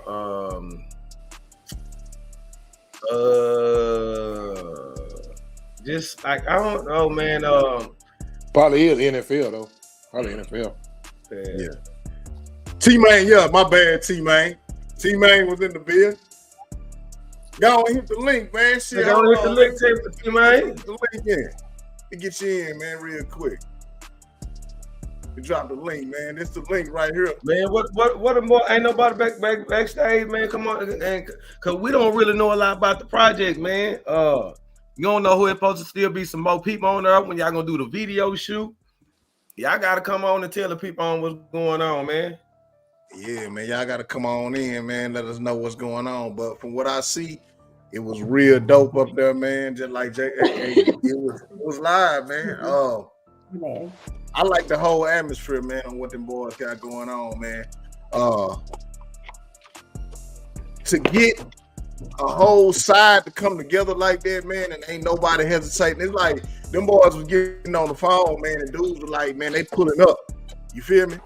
They had rented out a block for maybe 4 or 5 hours, man. You know what I'm saying? The dudes just pulling up, dropping they 8, you know what I'm saying, and mingling with everybody, chilling out, man, and going out on some old throwback shit, man, and just vibe. You feel me? It wasn't I didn't feel no hate or nothing up in there, man. The boys doing their thing, man, and everything seemed like it was genuine to me. Yeah. Well, man, look. We're gonna try to get y'all whoever if they're gonna come on and promote it, man. We're gonna try to get y'all a couple of more minutes to see who's gonna come on and do what, man. If not, we're gonna get ready to push to and move to the next topic, man. If y'all just cool with it, just shedding that little bit of light on the project, you know, let us know if y'all want to come and add some more to it. Yeah, man. But yeah, I remember I remember that NFL. What was that around 2005, 2004, 2005? Yeah. 05, 06 or something like that. I think all the way up to like 08, 09, something up in there. Yeah. I remember the youngsters from the Grove. They had a little old thing they were trying to promote when 9 Nils and them was out. You know what I'm saying? I forgot about them. I forgot. They had and that mud did up. I forgot about them. They would have had the little popping sun, man. Yeah, man. Number 9. 6'5" Grove time. The Grove, so that's that's your era right there. Yeah, I'm all like, get it. Hey, sis, you know what? You need to let the Grove know, because the Grove in the building right now. You need to let them know, man, that you a female artist from the Grove, and you gotta get on one of these songs, man. I was like, y'all gotta link me with them, so I can go ahead and pop up and show out at the studio and leave everybody's jaws drop, because you know that's how I do. So real talk. One time, real talk. Hey, T-Man said. Hey, T-Man. Don't nobody want to come on and promote nothing, man. I mean, you know, man. I tell you what, T-Man. Hey, man. Anybody that's affiliated with the Grove Style compilation, man, or collabo, y'all hit that link, man. You know what I'm saying, me? And then we'll put you on at the last when we giving our shouts out at the end, man. We'll put y'all in, man, so y'all can go on and blast your shot, man. Let everybody from the Grove know, man, that we talking about y'all tonight. And that way they can go on and put, you know what I'm saying, put their sauce on there. Or if y'all want to, this live will be up. So if y'all want to put y'all comments on there, man, and put y'all information on where everybody can follow y'all can also do that too. But, man, I'm finna leave it over to you, man. Let's get to it, man. Man, let's get into the main topic, man. I want everybody to start sharing it, man. This is the main topic, man. I mean, if y'all know somebody that may be going through this and don't know what to do, they conflicted, they done everything they can do, or somebody that can add some value to this conversation, that been down this road, that can give good advice. What do you do when you have a problem child, especially when, like, say for instance, you got 3 kids and the two of them did everything they supposed to do. They took all the life lessons that you gave them. They took all the jewels that you gave them and they used them. But you got this one that just won't do right. What do you do as a parent? Especially if you know that they doing stuff. The thing I want to get with this, it's not the kids in the hood. We talking about suburban kids. I want to really, what we tackling this because we're seeing a problem coming with suburban kids. We see a lot of times we don't work ourselves hard to get out the neighborhood, and a lot of times we see kids trying to live out their parents' names, man. Or you'll see some kid that'll move from Pleasant Grove to Forney. They be like, I'm really from South Dallas. I'm really from the Grove. My mama get moved out. I'm really from the Cliff. I'm really from West Dallas, but my mama then just moved out here to Duncanville to DeSoto. Y'all know how it go. No, that was my story for sure. Like I was from Pleasant Grove. My mama moved when I was like 17 in 11th grade. I was like, man, So it do be like that sometimes. You can take the hood out. You can take about the hood, but you can't take the hood out of them. That's what they say. But what do you do? But what do you do when you worked hard as a parent? Safe as it is, two parents in the household. It's two parents. So we'll use the thing, the single parent must either throw that right there. Let's use the scenario. You got both parents in the household. Both parents are working. Both parents are providing for the family. Both parents worked hard to put themselves out there in the suburbs. Two of the three kids are doing what they supposed to, but you got this one child. They just turned 18. They didn't graduate. The other kid, they either still in school, they doing what they supposed to do, or the other them graduate, they working. But you got this one, they want to run the streets. They bring in stuff out here to the suburban area where y'all at. They bring the ghetto mentality, even bringing drama. What do you do with that child? Do you continue to let them run amok and corrupt what y'all got? Or you tell them, man, look, I did everything. Do you give up, or what do you do?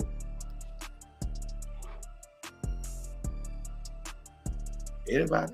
Okay. Hold on, y'all. Don't let sis go further, and I'm gonna come in. Okay, so for me, I can't see myself just like writing somebody off, Now, granted, there is a thin line between trying to help somebody and then you endangering yourself. I'm not saying to jeopardize your future, jeopardize your family, jeopardize your well-being for the sake of trying to reach back and touch and grab a lost child. But you are supposed to, if it comes across your path, I feel like it's our obligation and our duty as humans and as brothers and sisters in Christ, the way I believe it, is to do your due diligence to try to uplift, reach out, or support, or grab a hold of somebody that's lost, because you never know your impact, your influence, your approach could be just what they need. It could be just what they need. They may not be able to receive what their parents are telling them, but hearing it come from a different person, it may open up their eyes to where they see something that they have been blind to this entire time.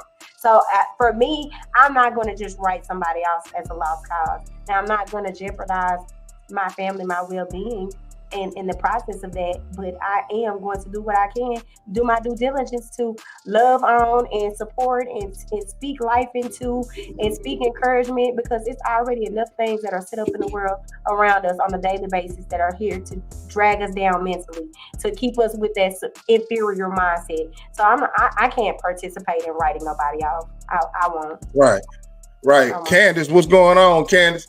Hey, for everybody that's on the chat, everybody that's on the live chat, I just dropped the link. It's in the comments, man. Whatever platform that you on, go on and hit that link, man, if y'all want to join the panel. And you also can comment in the comment box, and we will read the comments, man. We're going to get you. We're going to put you on display. But yeah, come on, Bill. All right. So you saying there's absolutely nothing that your child can do that'll make you say, hey, nah, that's it. You done went too far. No, I'm not gonna be like I can't turn my back. I can't. again, it's not going to include me jeopardizing my freedom and my future and like my health and my safety and stuff. But I can't be like, no, you're no good. There's no good that's ever gonna come to you. You're a waste of human life. We can't save you. We can't Look, save you. You can't be saved. You can turn your back on your child without saying all them words. It could be simple. They already know they don't. Let me say this, Vel. Let me say this. The only time that I can stomach that and allow myself to do that is if my child is grown. You feel what I'm saying? That's the only time that I get. Yeah. That's why I said 18. That's why I said 18. 18, yeah. But my young kids, nah, man, I got to stick it out with them. I got to go through the paint with them. You know what I'm saying? What about they 6? Let's give a hypothetical because we know this is going on in the world. What if they're 16 and they have high potential of becoming a very, very bad person, or they already committed some acts that you suspect? You can't prove it, but you know they don't. It's hardly that they did them acts that you like, man, I done found guns in her. One day I came in here, he was breathing hard. You know what I'm saying? Man, you know what I'm saying? Then he making a video. Hey, he making a video. He got the video. This was going on. He got a gun. I seen it. I looked at the crack in the room. They making a video, and he got the gun like this. I'm like, damn, where you get this gun from with this extended clip? Man, I ain't gonna lie. Nigga would feel in a situation like that as a parent. Nigga feel like, damn, what the fuck I done did this to make this motherfucker want to start doing this. Like as a parent, they be like, damn, I must ain't be doing my job or something around that bitch. You know what I'm saying? Like, how did motherfucker get around these type of people and I don't know this motherfucker doing this? I must not be spending my time with my kid good enough getting in this motherfucker head or something. You know what I'm saying? You know, cause you know, we done been there. I done been there. So it's a lot of shit that my kid would never think to try to pull on a nigga. You know what I'm saying? Because I've been there now. They gonna go out here when they get grown. That age of 16 and all that kind of shit. If you living up under the house, bro, I'm in your shit, bro. Like I'm rough your ass up. Yeah, type of shit. Like I'm roughing your ass up. The niggas you hang around. You know what I'm saying? Like the niggas you even fuck with, them niggas already know. Man, your dad ain't gonna even play that. So I ain't gonna even. Yeah, I ain't gonna even. You can't hang around me because your daddy. You know what I'm saying? Your daddy, my kid. A lot of my kids and I. I'm that daddy. You know I'm that daddy. Real shit. They know not to do that bullshit up. This ain't the kicking house. This ain't the cool parent. Y'all ain't finna be doing no smoking over here. Y'all finna come in my house at a decent hour. I don't like niggas around. I don't like a lot of niggas around my shit no way. You feel what I'm saying? My son, you don't know who did it. I don't want the motherfuckers to know what the fuck I got in my house. I just talk about real life scenario, man. Like, wait, can I say this real quick, Bill, before you give another scenario? This is what I mean by showing undying support.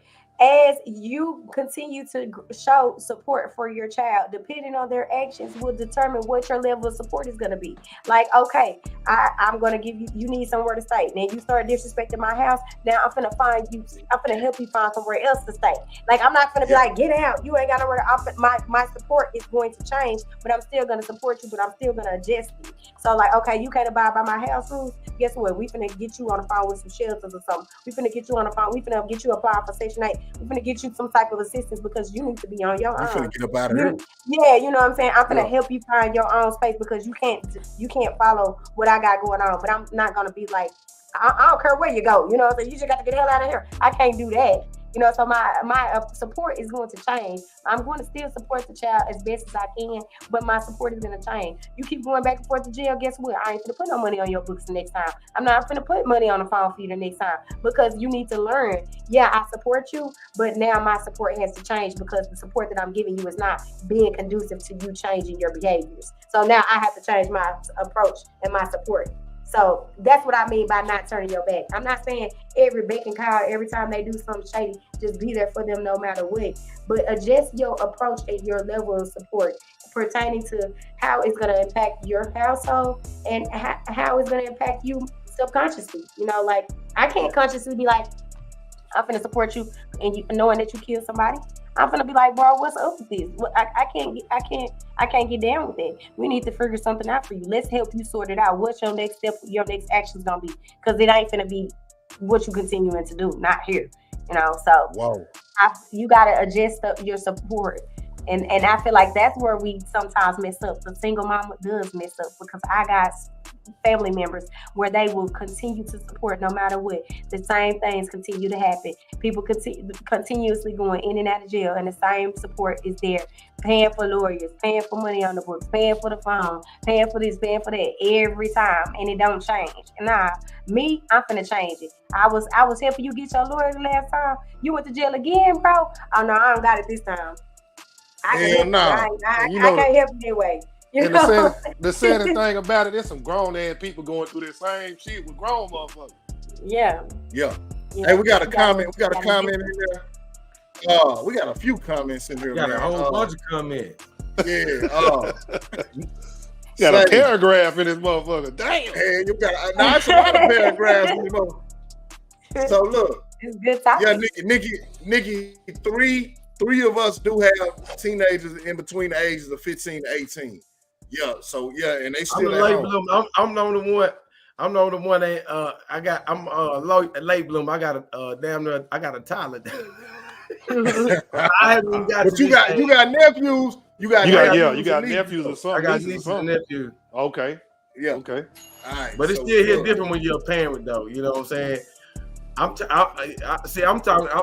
hard. I'm talking all the militant shit right now, but I ain't been in that situation. But you know, it just I've seen the situations up close, and in my humble opinion, sometimes in my humble opinion, you may have to throw away the child to save the rest of your children. It sounds harsh. But especially if you don't work hard, because I done seen a lot of mothers, especially single parents. I think it's very important if you're a single parent mother, you may have, if you ain't got a father in the household and you got mostly boys, you may have to throw one of them boys away so you can save the rest of your boys, man. For especially you don't move out the suburbs and he's still bringing that suburb. Say for instance, he 20, and you got another boy that may be 15 and another boy that may be 13. Ooh, I'm going through this. You know what I'm saying? So you got a boy that's 20. Well, I said 15 and 13. Do you let the 20-year-old stay there and continue to corrupt them?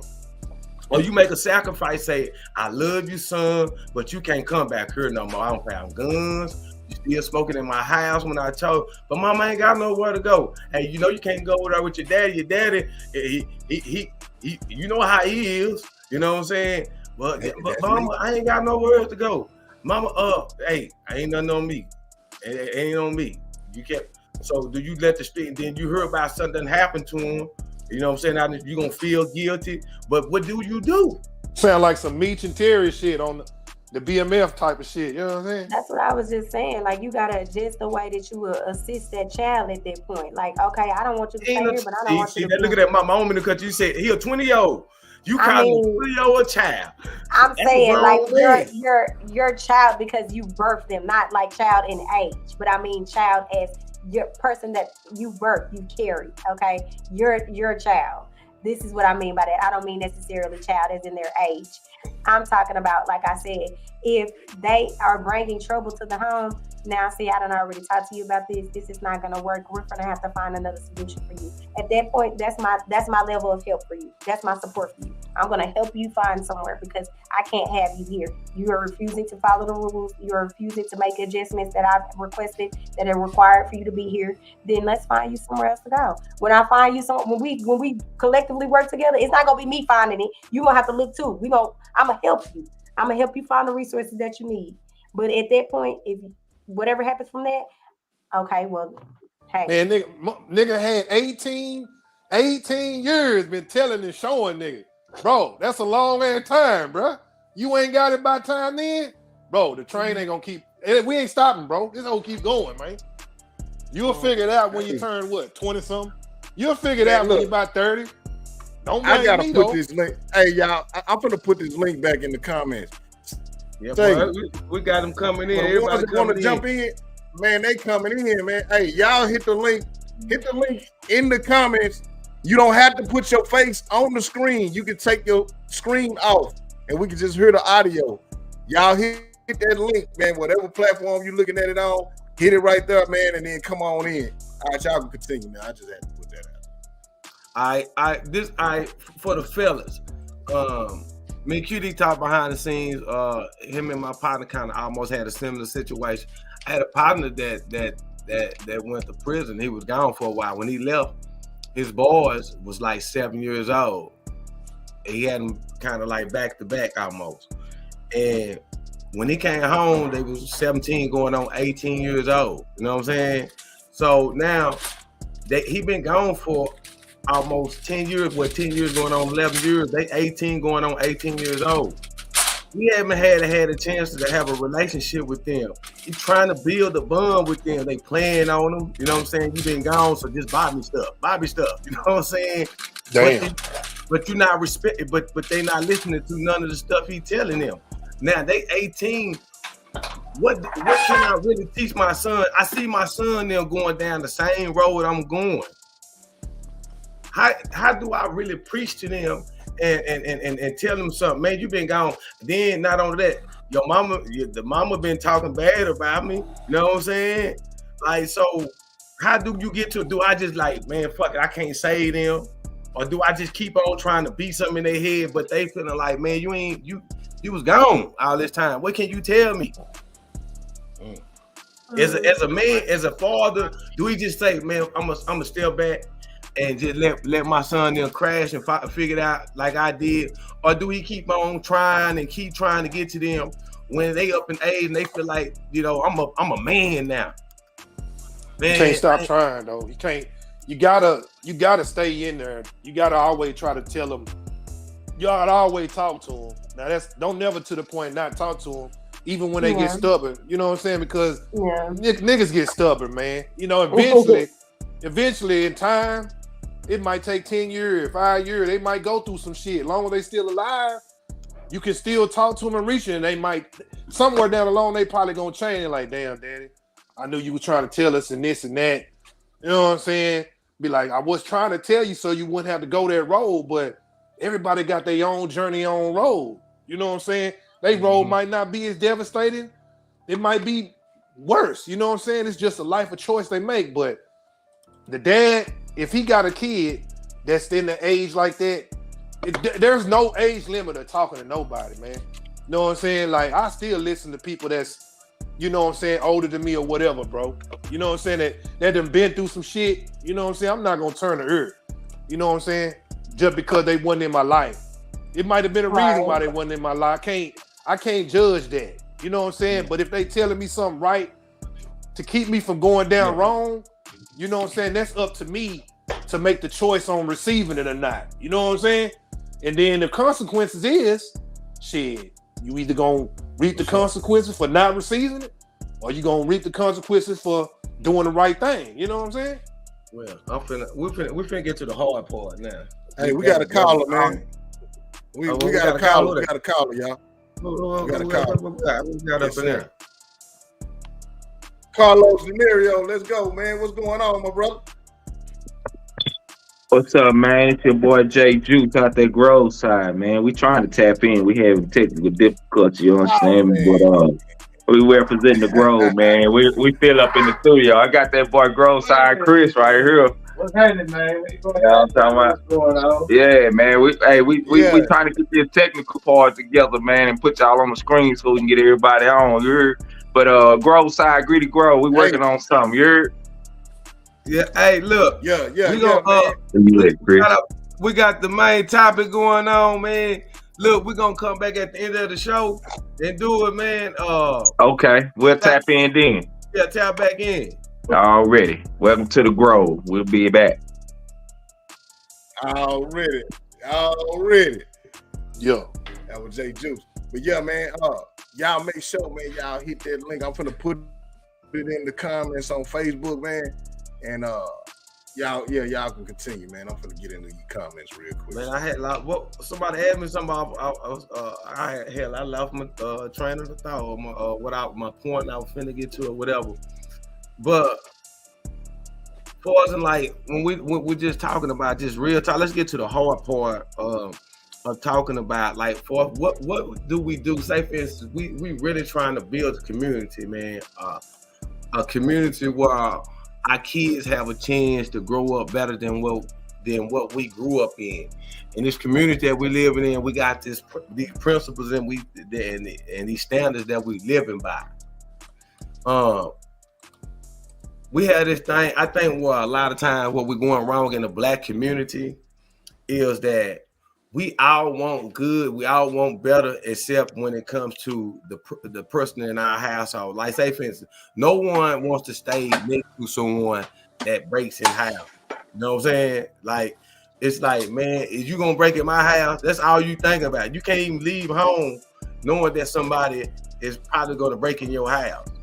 But think about it, you staying out here in the suburbs, you done moved out here and your son, your daughter's a thief.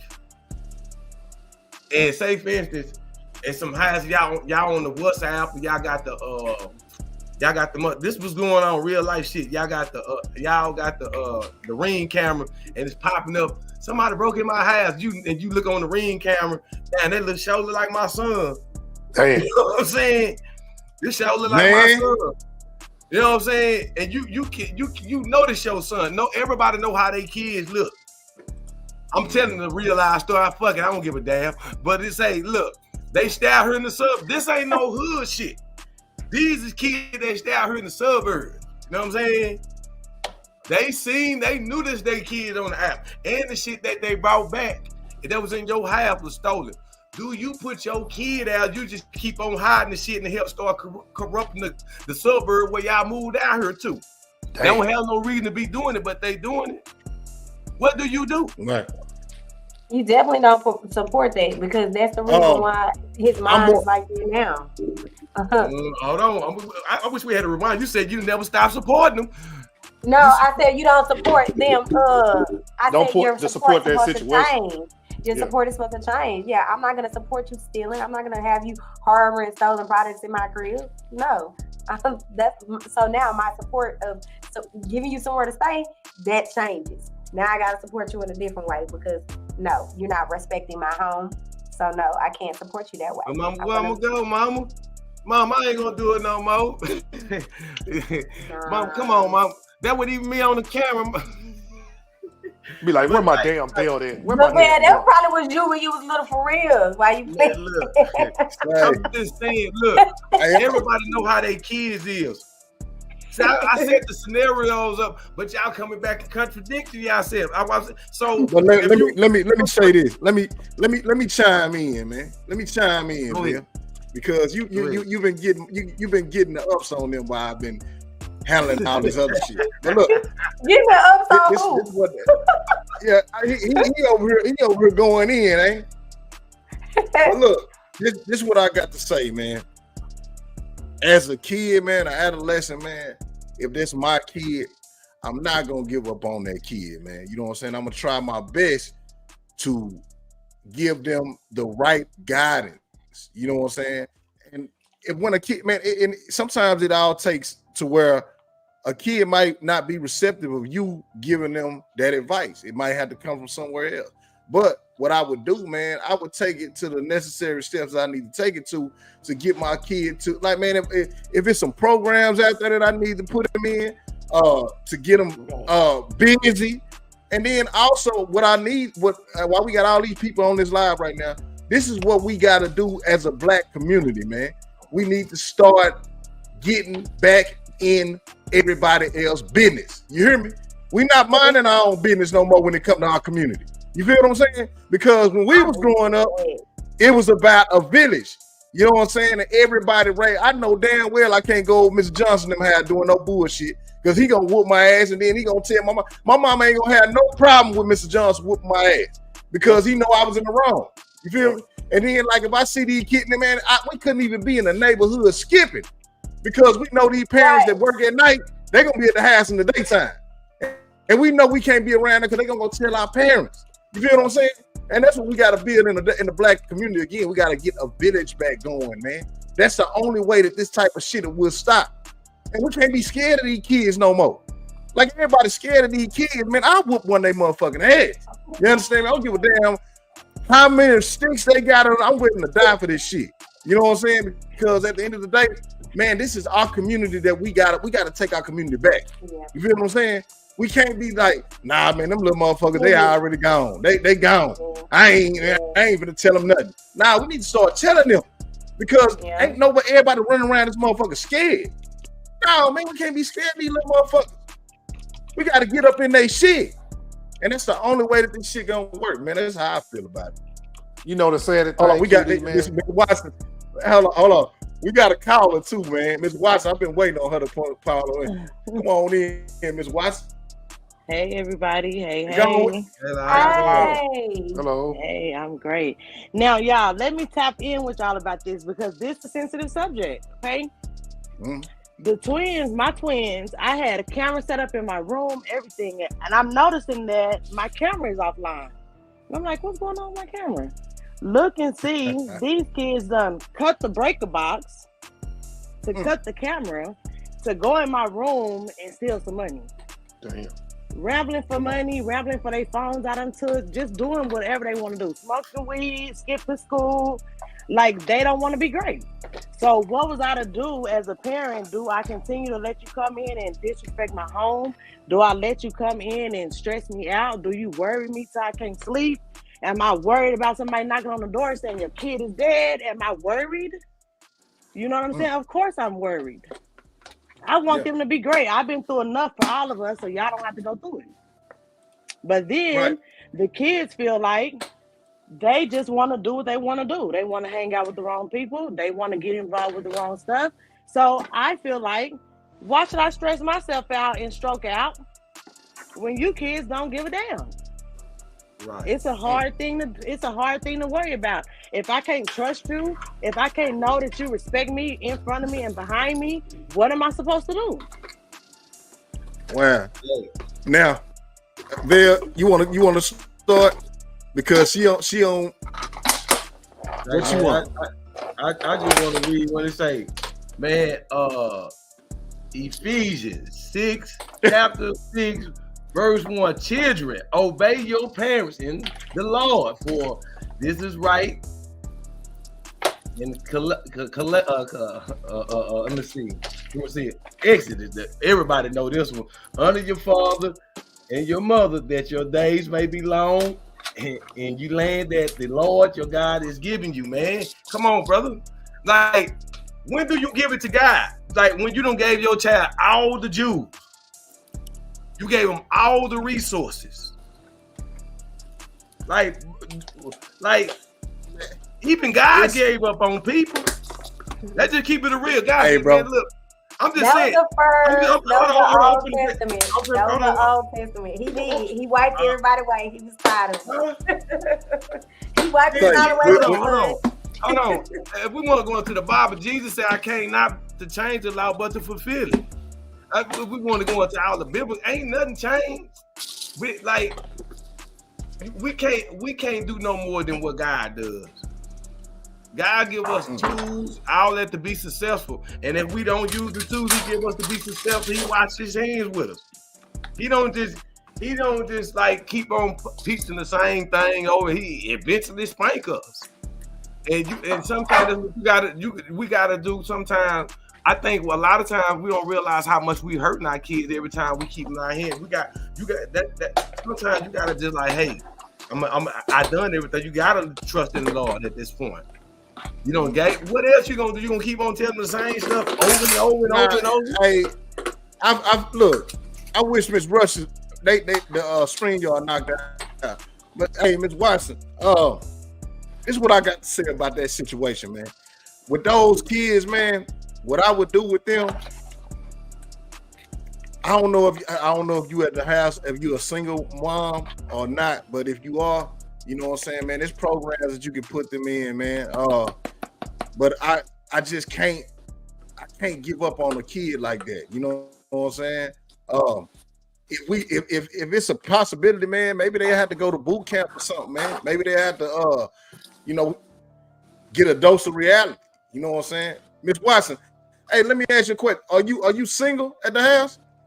I am single at the house, but at that time, me and the twins' dad was together.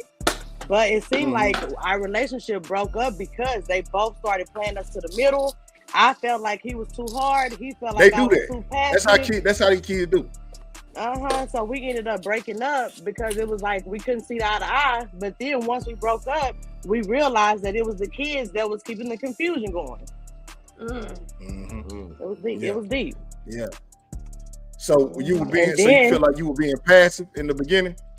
Yeah, because I wanted to give my kids the benefit of the doubt. I didn't want to. Okay, if they did something, I didn't want to hold it over their head for 2 months. I wanted them to get the punishment and keep pushing. Okay, you did it. We checked it. How long do we have to make you have to suffer for that problem? You know, and However he long, wanted however them long. to suffer for the problem for months and months and months. So it was like Hell I yeah. was nice. He was Until hard. they get it. Till they get it. But hold on, man. I'm just, man. I think this I is just what can't she was listen. Hold on, talking listen to about. what she said. Did y'all heard what she said? She said they cut the cameras and went in her room and stole her money, man. They treated this is the woman that gave birth to them. Put food in their stomach, put clothes on their back. Yeah, But see, one thing about it Come though, on, man. let me say this. Listen to what y'all. I'm supposed to be loyal to that. Because You have zero respect. Let me Come on, explain come on why. now. Let me explain why. Because as society changes, there are more things that are available to our children that were not available to us. YouTube videos on how to hotwire cars with a freaking paper clip or something crazy like that. You know, they get these things. These ideas are always being presented to them. So temptation is going to come up against them just like it came up against us. It's I just don't mean to different cut you off. layers. I Different can't layers support- of temptation. Different But layers of temptation. They're gonna face it just like we did.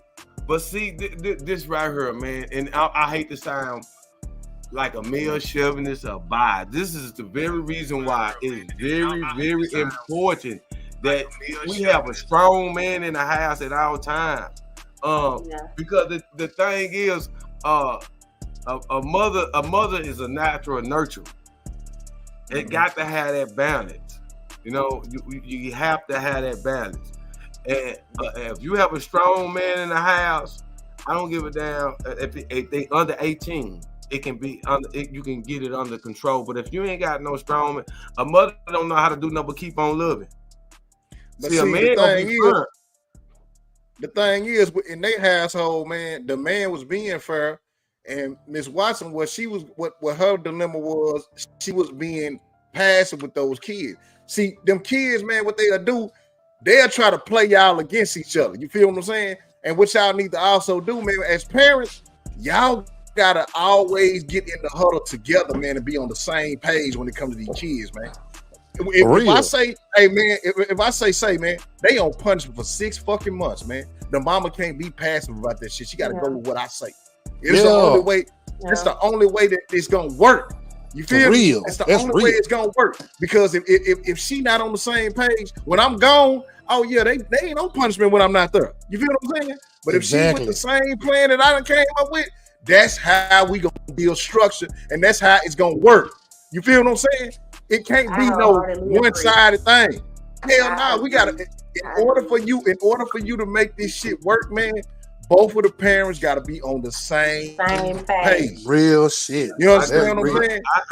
And then also, if in the event that y'all don't agree, never let them see y'all fighting. Never always present a unified front in front of these children, and y'all take y'all conversation behind closed doors. Hey, baby, when you said such and such and such, I didn't agree with you when you did that. Don't do that fighting in front of them, because that's when they get them ideas in their head. Oh, okay, we can put them against each other. Yep. Hell yeah. Yep. I wholeheartedly agree with both of y'all. It is very important to have a man in the house. The deal with the young lady that was on. All right, well, exactly. How do you handle underage? You can't kick them out. They ain't overage, but you can't punish them. Like you got, so they still legally binded to you. You know what I'm saying? So how do you handle your child that's stealing from you, not listening to anything? How do you actually handle that situation? Well, with a situation like that, a child is doing that, man, that's more you got to talk to that child. You got to find out what's going on in their head. I've been Sometimes talking. children like that. Sometimes it may be a further step that you got to take if you want to save your child. That child may need counseling. It's something embedded in that child's mind that's making them do these devious things. So we got to get to the root of the problem. Say maybe that child wants more attention. You never know. You feel what I'm saying? But you got to get to the root of the problem, and they got to be comfortable enough to tell you what's on their mind. Man, I just had this situation happen with me and my son. I'm like, man, say, talk to me, man. I want to know what the fuck going on. And then that's when all of it came I'm gonna ask out. you this, QD. Y'all say y'all never give up on y'all kids. Everything I'm saying is true stories. I want everybody to know this. Everything I'm saying, anything I'm just not saying. These are true stories. What do you do if your son say, "Man, I'm gonna kill you in your sleep"? If he said me that, then And I'm gonna have to go to We the got to catch it. We got to catch Damn, it. yeah. I want to ask my wife how old he was. He was either 14 or 15. And I'm gonna tell y'all what happened. Yeah. He was up in If 40. that shit was to happen, I'm ready to die. You hear me? We gonna go. I'm ready to die because I'm gonna sleep comfortable in my shit. I know somebody said giving up is not an option. Well, hold on. See, I'm ready for y'all. These are true stories. I'm saying, y'all. What do you come on? These are demon. Some of these kids are demon children. Look, I'm gonna tell y'all what happened. This was happened. The young man that said, listen, I'm gonna tell you this is the true story. Let me just say this one thing. The young man that said that, he was staying with his mother. He went over to stay with his dad. I think he was 14 when he went to move with his daddy. And he told his daddy that I'm gonna kill you in your sleep. And he called him and said, "You better come get this little motherfucker before I hurt him." You know what happened? Guess what happened to the little dude now? He killed somebody for real. He in the penitentiary. He killed somebody on Thanksgiving, came back and ate Thanksgiving dinner like it wasn't nothing, and went to sleep like a baby. See, that's why y'all gotta be careful about talking about giving up. Sometimes, man, you can be a victim. You might be sleeping with demons for real. That kid needs some mental help, man. That kid needed some mental help long time ago. For Look, that kid to even say something like that, they must have been ignoring a whole bunch of things that kid was doing before it even got to that point. No. They kept on giving them love and buying them the Jordans and letting them have. See, that's not. But that's not supporting. I said that for a reason. That's our way of counseling is rewarding bad behavior. No, that's not. That's ignoring the behavior to me because you can't reward something by doing something. That's not rewarding. Man, look, like I had a relative that was doing some things, and it was very bad, and the mama still had her party because she had said she spent the money for the hotel for her party already. So, like, bro, this the stuff I see. You know what I'm saying? I'm just going off of life experiences, and I'm just looking at why the things they are. See, we talk about all these things we don't like.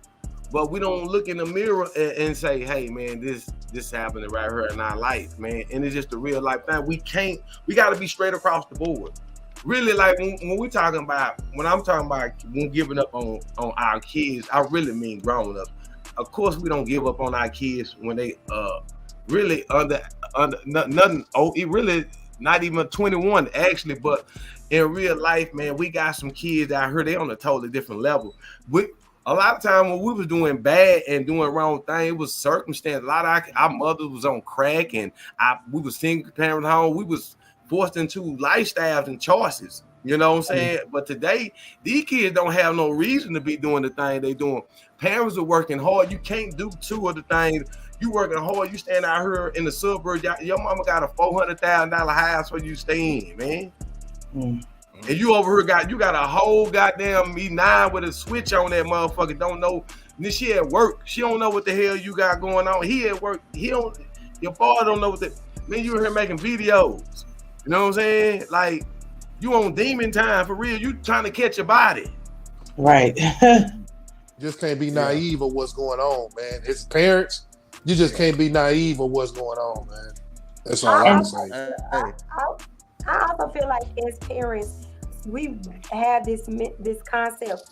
I agree to what you're saying, Lavelle, to a certain extent. So where we want to give our kids all the things that we didn't have and X, Y, and Z, but that does not equate parenting and support. Buying your kids all these things that you didn't ever have. You want your kids to have the ladies because you came up and you grew up without. That is not supporting and teaching your children. That is, yes, a form of showing rewarding and love and providing That's for, pacifying. but that's not the basis. That's not the sole basis for support. That does not equate pacifying. support. Support, in my It's eyes, I'm thinking guidance, discipline, teaching life lessons, learning things, having patience and understanding, building trust and open communication. That is what support is to me, not purchasing you things because I didn't have it. And my kids gonna be the best dressed. We need to get that out of our mind. They don't have nothing to do with it. They don't have nothing to do with it. Your kids are cool, the flyest, baddest ass little kid on the block. Bad as hell at school and fly. Yeah. So can I tell y'all? Yeah, come on. Can I tell y'all, this is what it looked like when I gave up, because I did give up, okay? And not necessarily gave up, but it came to a point that it was like, okay, they not gonna listen. They gonna do what they want to do. They sneaking out the window. They sneaking out the door. They sneaking people in. They not going to school. They calling the police on me when I'm trying to check them. So it's like, do I let them go ahead about their way? You can eat the fruit of your way. Or do I continue to hold on tight and I'm the one crying, I'm the one hurt, I'm the one broke down, but the kids is off doing whatever they want to do. So the way that I gave up was when they decided, I gave them a choice. Either you can get in there, clean this house up, because I don't play, or you can go out the door. If you in here, you're going to do what you need to do. But if you don't want to do that, there is the door. They chose the door. They was like, shit, let us pack our shit. And I was like, oh, okay, you feel me? Oh, y'all think y'all can handle it? They were 16 at the time. Now they about to be 18. But y'all think y'all can handle it? Okay. So when I let them walk out the door that last time, because it had been a repeat thing, you know, when I let them walk out the last time, it hurt me hard. It hurt me. I couldn't sleep at night. It was just terrible. Like, I was always worried, always wondering. But then they texted me like, fuck you, bitch. Or I hope you die. Or texting their daddy like, nigga, when I see you, I'm going to kill you. Like you were saying. You feel me? Like, what part of y'all mind got y'all thinking that this is how you handle your parents, who making sure you straight, making sure you can do what you need to do. Everything you need is taken care of, not materialistically, but everything you need, you got it. The support you need, you have it. If you want to be whatever in this world, you can be that. But when you look at me and tell me you don't want to be shit and you leaving out the door, what am I supposed to do? Wow. I feel like Hold on, we got another. Your support is basically stepping to the side and letting them see that fat meat is in fact greasy. It is. That's your way to show them the support that they need. You don't no longer gotta coddle them. You don't have to accept no disrespect from them. You being their mama does not mean you have to accept disrespect from them. If they feel like they big and bad and bold enough, they want to go out here and see what this world got to offer. Well, you support them in a way by letting them find out. And then once reality sets in and they come back around, they got apologies. Okay, y'all ready to look at it with a different perspective? Then we can move forward. But you're not obligated to. I ended up having to put one of my sons in Job Corps, and I think that saved his life. That's what he needed. That's what he needed. But my daughter, his sister, she in Michigan, and she want her rights signed over. And I'm like, baby, you about to be 18 next month. You don't have to have your rights signed over. You about to be grown. Hey, damn. We got Neil. Sorry, I was just like, if I may, sorry, can I talk? Hi guys, how are you? You all right? Okay, yeah, we good. Talk to us, man. Yeah, nice to meet you all. I'm sorry for sounding off in the chat. Like, I just looked over my messages and I come across like a crazy person messaging like that. But I'm sorry. You good? You good, man? Yeah, it's crazy. I'm gonna go to the US in like a few months, and I feel like worried, like I'm going into like no man's land or something. I've been traveling and stuff in America, like it seems really scary. I don't know. You said you want a problem child. I don't know. Like I thought the intention was that you don't you've never seen the problem child. Children are a product of their circumstances. You know what I mean? And that's not me coming across like racially or anything like that, because I'm the only white person here. But I don't know. I wanted to get your opinion like that. Well, color doesn't play a factor. But Hell no. at the same time, it's not even a victim of circumstances because I set it up for them to be successful. Their circumstances were good. The circumstances were for them to grow and for them to not have to go through what I went through as a young adult. The whole thing was to make them not go through what I've been through. So the circumstances were good. It was the mind frame of the child because foolishness is in the child. You feel me? So the mind frame of the child has them thinking, well, I'm going to do what this music say. I'm going to be who the TV say I am. Yeah. I'm not going to be who my parents want me to be because they don't know nothing.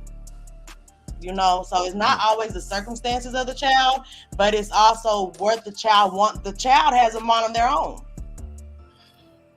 Yeah, but it's also influenced. Like, I mean, like, a child doesn't know fucking shit from bricks. Like, you know what I mean? Like, they don't know anything. Like, you sorry, I don't even have a kid. So, like, I feel like I'm you know what I mean? Like, I can't, I don't speak from experience, but like when I see parents saying, like, it's not just, I think, like, you can look at situations in life where people come from different backgrounds, and no matter who they are, a lot of it is environment. I don't know. Anyway, I wanted to apologize for like going like crazy in the chat. I started speaking in caps lock, so I think I lost it. But Neil, you don't have any kids, Neil? No, I'm 27. I'm 27, so I think I'm just at that stage now where I can be like without kids. But kind of Neil, you gonna have to bag up out this conversation right here, Neil. Man, you really like old enough. We old enough to be your parents on this one right here, Neil. We're gonna need you to fall back in the audience for us. All right, man. Appreciate you coming on, I'll Neil. leave it to it then. Yeah. Okay. Take care, guys. All right. Yeah. So look, I'm gonna say this. I'm gonna say this right here for Neil. I wanted to say this while Neil was on there though, man. Hey, with what Neil said about the environment, these kids that Miss Washington's talking about, they were in a great environment. You know what I'm saying? And the influences, they had great role models as influences. They had a mother and a father in the household. So that has nothing to do with the frame of mind that they had. I want you to know that before you come to America, because that's the stigma that they put on y'all mind. Like, that's our kids are running around here like that. Nah, it's not because of the influence of the, now these kids are being raised in a 2-parent home and they had a good environment that they were raised around. They just chose to be the way that they are. And it could be by I can agree and say it could be the music. It could be the social media influence also, because nowadays, man, we got kids that do the same shit that they see other kids on social media do. They don't have their own identity no more. I can point, all of them do the same shit now.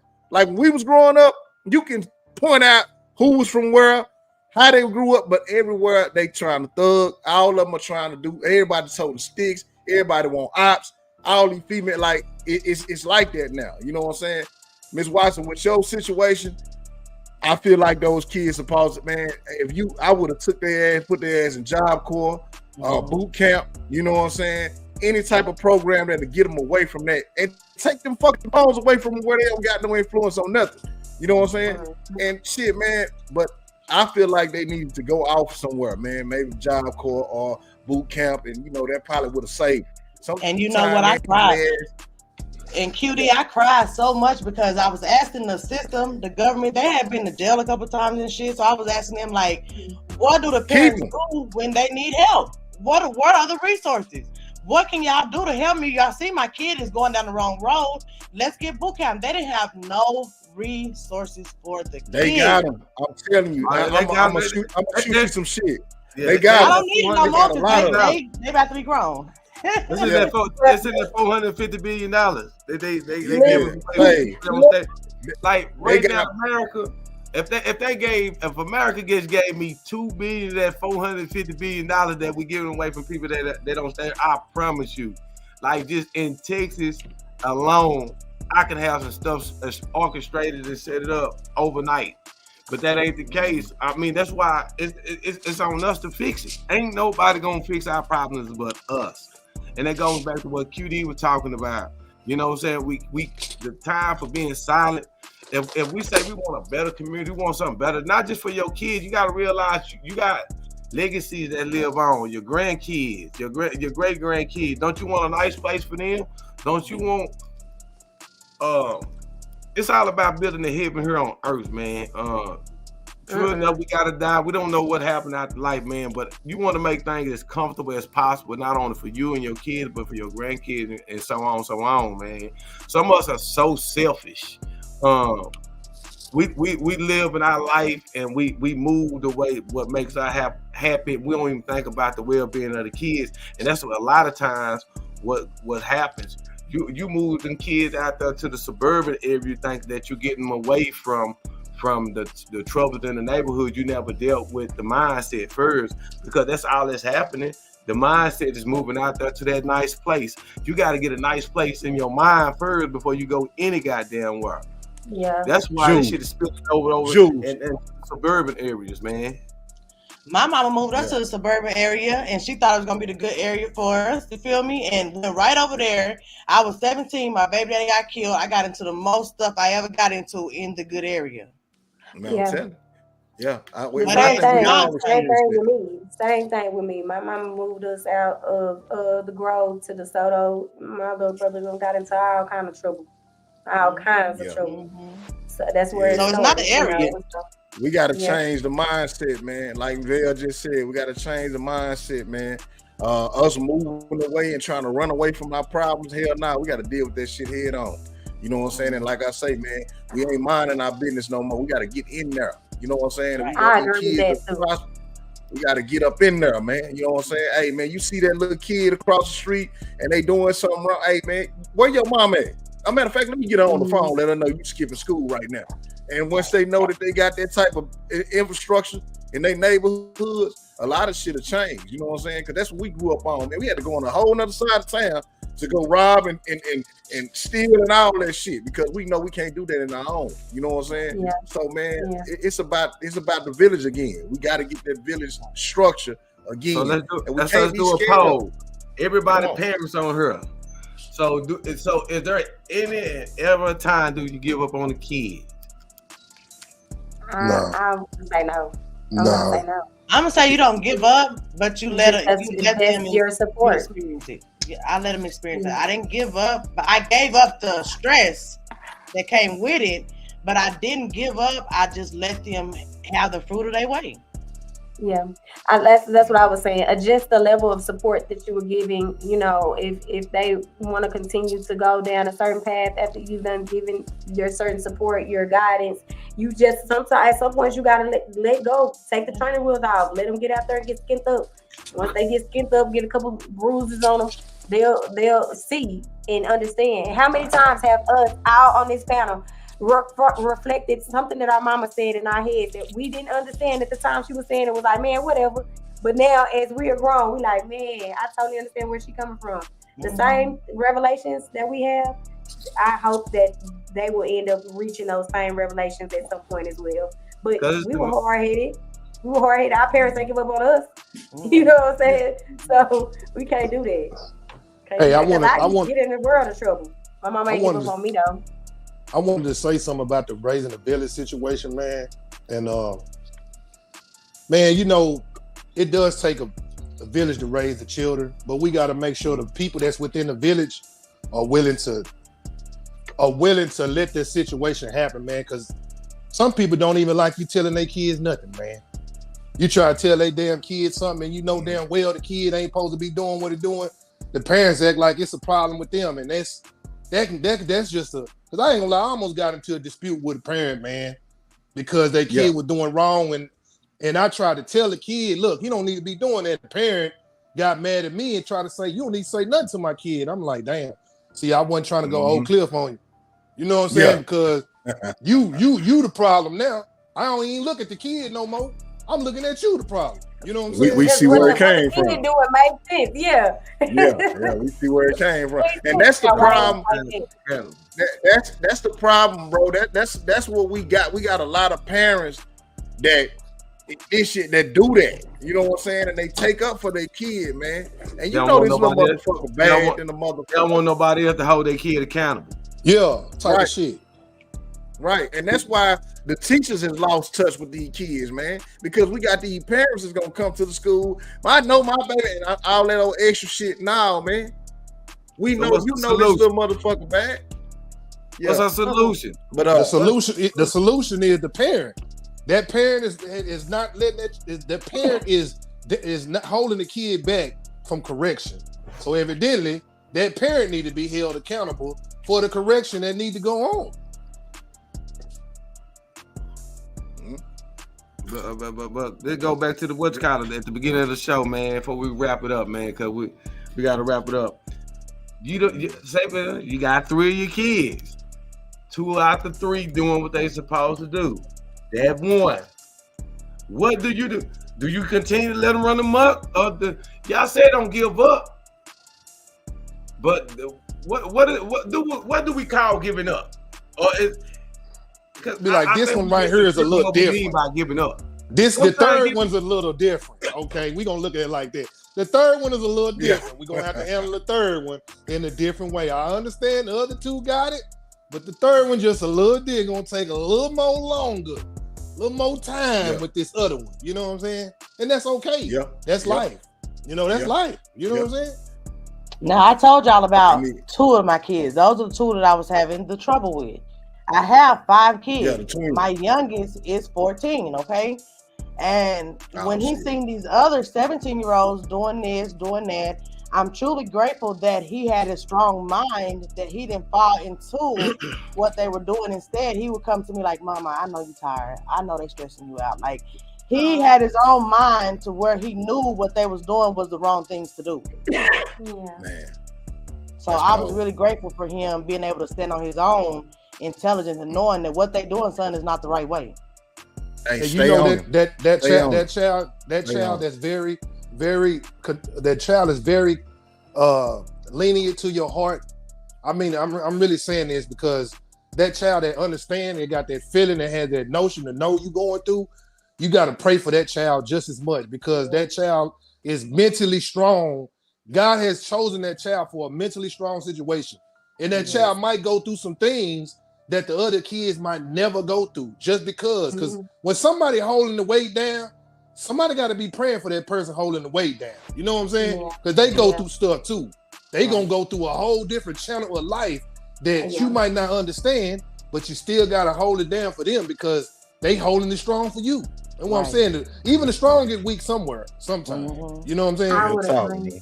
G1, that is deep what you just said, because that child, because he didn't fall victim to those temptations that were presented, he's going to be met with a totally different type of beast because the enemy is going to try to come, and now he can't come that way. He's gonna have to try to come a different way. So just be prepared to hold him down because he's going to be facing something that is even more tough than what these other ones think they facing because he stood strong. Because he stood strong, he's gonna be facing that. So you hold him down, like he said. G1, that was my baby boy. Good advice. That's my Good boy. advice.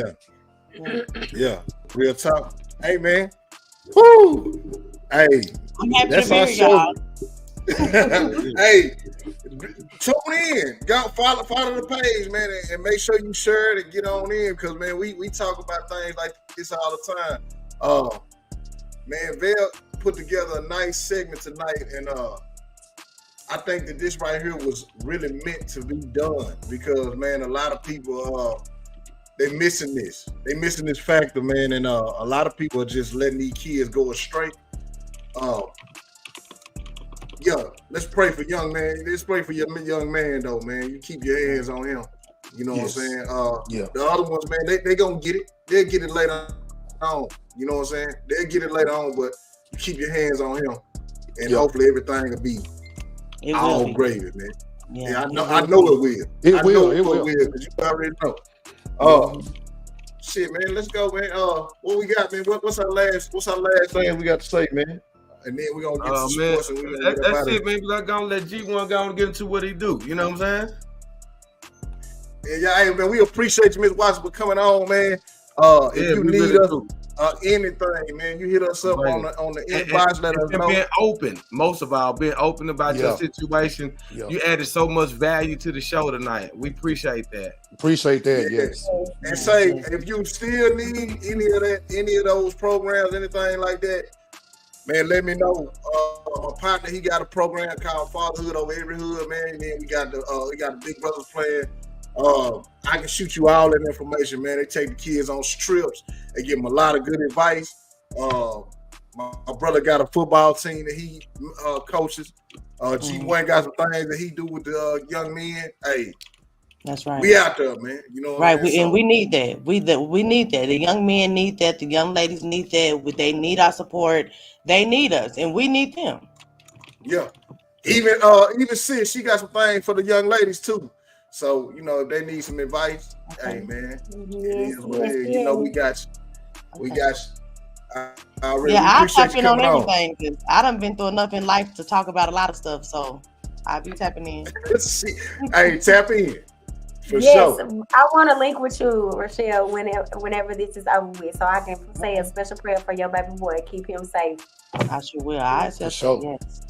Okay. Hey, we appreciate you, Miss Watson. Thank you. Yeah, man. That was a show.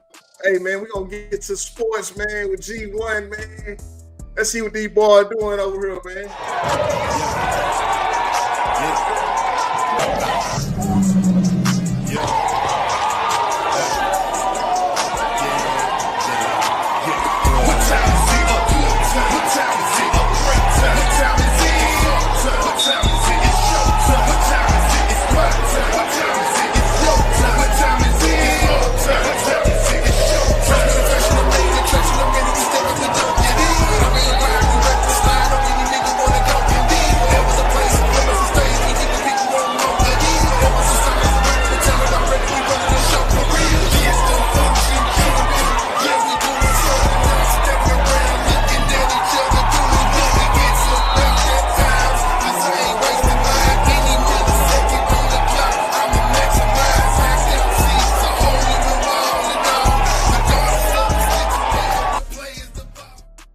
Junior got to be the best 11-year-old I ever seen touch a basketball. First of all, his game is just way too advanced. Like, he doing and thinking about stuff that shouldn't be going through his head at that age. Bruh, being on this island is dangerous. Some of these setup moves is pro level. Then he finishing both hands crazy. Bro, different. Tween, where you going, stupid? Hey, this right here reminded me of Steve Francis. If you know, you know. That Hezzy is so vicious. Don't look dimer. Hold on, different angle. Let's see that again. Snatchy, hold on. Tween, Hezzy, cross. Snatch him again. Oh my God, Hezzy gone. How many moves did he just hit him with in a sequence of 2 seconds? Then he dropped a dime. He had this kid on his knees praying to his Lord. You don't calm down. I don't advise you press him 94 feet. And he got that type of game. I know he be pissing off other kids' dads in the crowd. Bro, what are they feeding these kids? How is he doing this at 11? I ain't gonna lie, I blame Rob Dillingham. Bro, these kids should not be moving like this. Shifting them boys. How about you move? And one, bro, it's different over here, dog. Up and under, scoop with the left. I ain't gonna lie, little bro hoop like he pay taxes. Like he got a whole mortgage and everything. What in the Kyrie Irving is he on, bro? Then the floater over the big bro, he's way too tough. The setup into the right to left boy, he giving me Iverson vibes. That's that AI setup. That should 100% not be in his bag. No way he watching AI tapes. And then he pulling out these 360s so casually. The crazy part is I feel like the 360 was low-key necessary in that moment. Some kids do it to be excessive, but he low-key did it at the perfect moment. What I'm saying, bro, he know too much. Nobody gonna step up, give me 3, get it out the net. I'm telling you, the game come too easy to bro. He get way too much enjoyment out of shifting people. And I'm telling you, about 2 weeks, Calipari gonna offer bro a scholarship. If he don't, somebody need to. He ain't even a teenager and he doing moves I know a lot of pros can't do. He pulling that 360 out so casually, keeping the...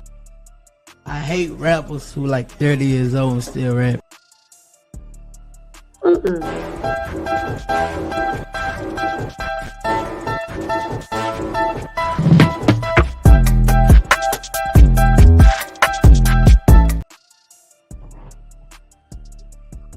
All right, G1. What's the prediction for the Super Bowl, man? What we looking like, man? What man, we got going? Super Bowl. Wow, it's a good season because it's a lot of unpredictable things going on, which is good. You know, I'm be honest with you, man. I'm saying Detroit. Yeah, there we go. Detroit.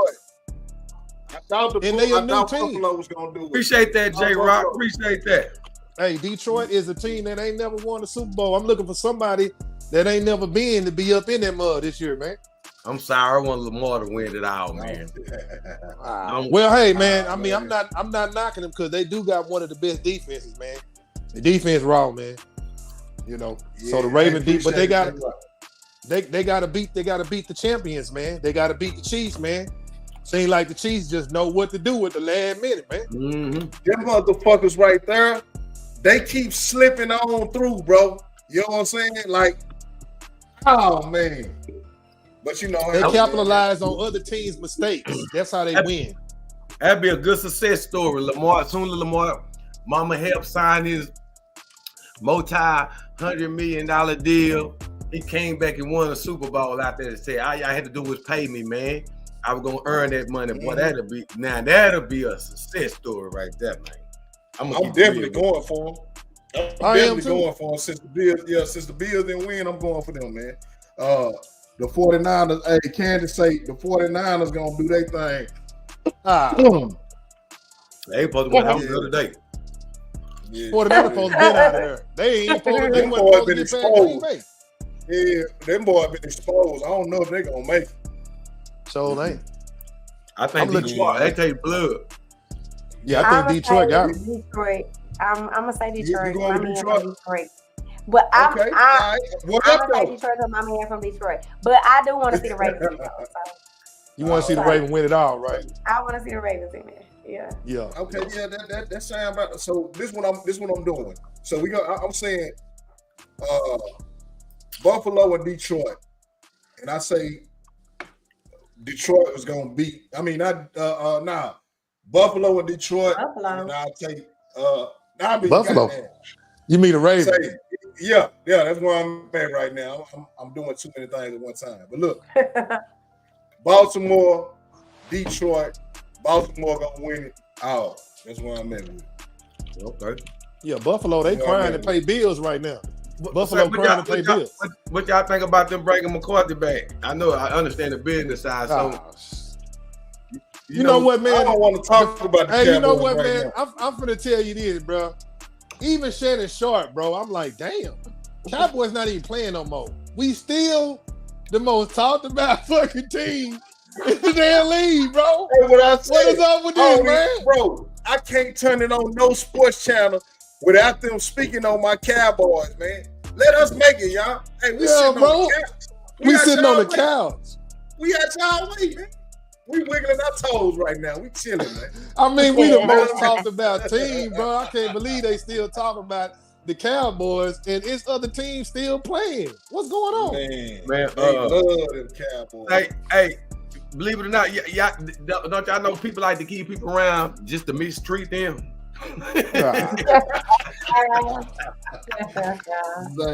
Oh, man. Man, people like to keep people around sometimes just to mistreat them, man. Boy, I tell you.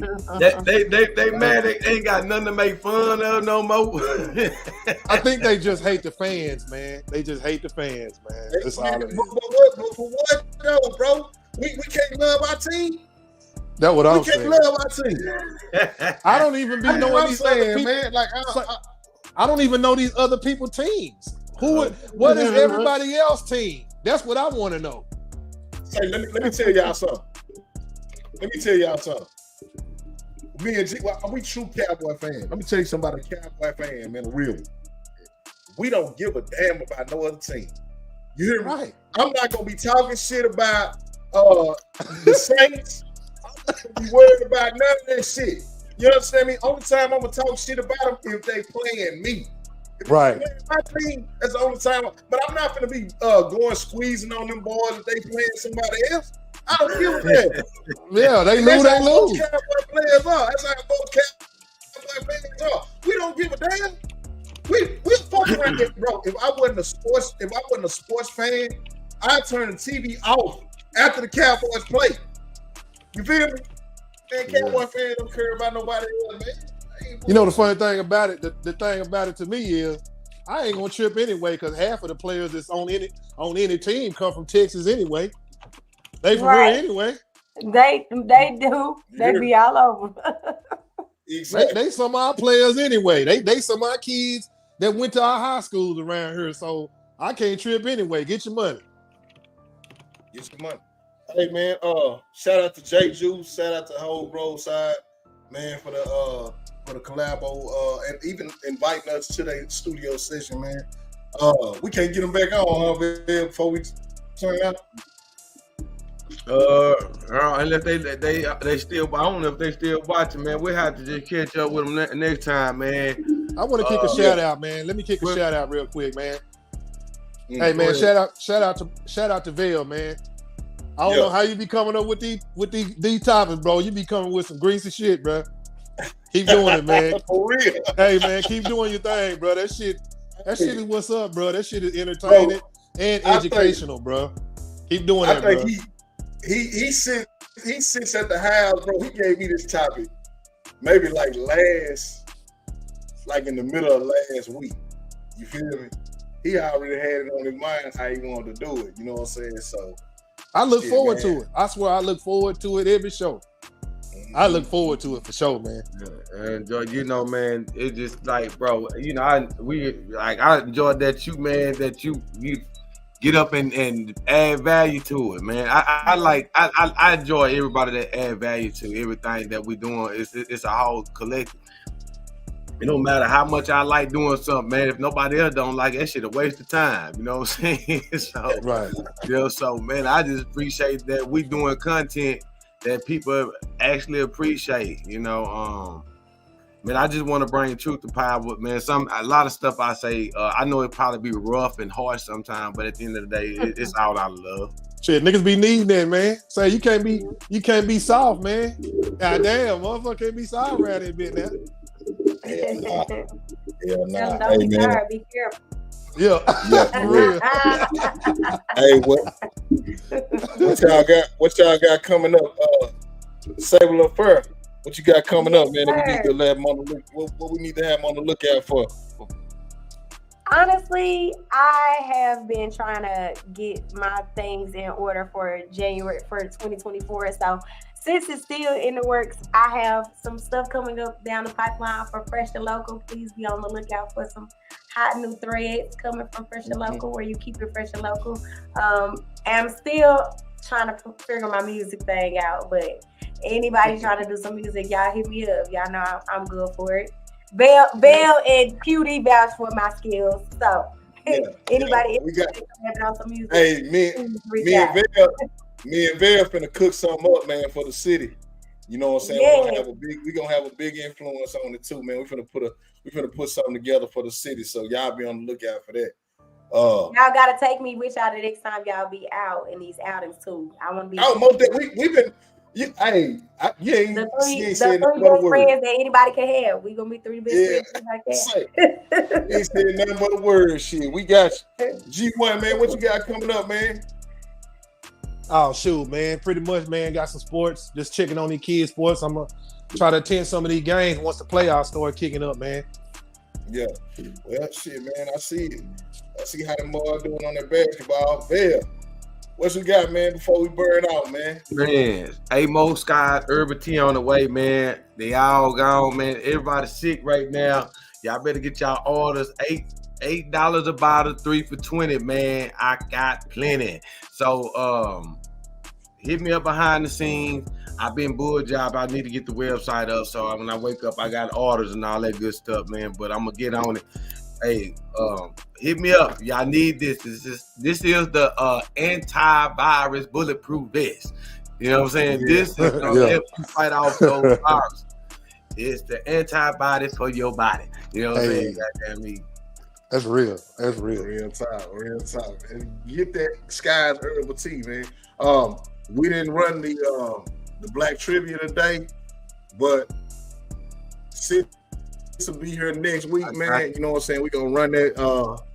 We're gonna run the Black Trivia, and we're gonna give some money away, y'all. So y'all make sure y'all tune in next week, man. We're gonna run the Black Trivia, and we're gonna give some money away. We got bigger prizes than that. So Now we got Savar. We can have Savar to do the question where you can work the board. So we had to exactly. You have free up time. You can free up now. You can do like you want to now. We got some help. Yeah. That's You get your gun in there. I'm Vanna Black. That's what I am. Yeah, Vanna for Black. sure. Hey, I'm gonna put my match together. When you see you on there, I'm gonna watch what I do. But say, look, next week, man, y'all make sure y'all tune in, man. Everybody that's on here, man, tell a friend, make it a rumor about the Lounge DFW, and say, like the page, man. Share the page, man. We on TikTok too. The Lounge DFW. Follow us. We got you. Hey man, but we out for the night, man. Let me put this hey, put y'all out with this bad video one more time, man. Let y'all check this out, man. This is bad motherfucker. And hey, this is brought to you by Skies Herbal Tea. We'll holler at y'all, man. Next week, man. Next Monday. Get my herbal tea. Shit. Get my herbs. One more time. Look at daddy. Get my herbs. Good job. One more time. Get my herbal tea. All right. You.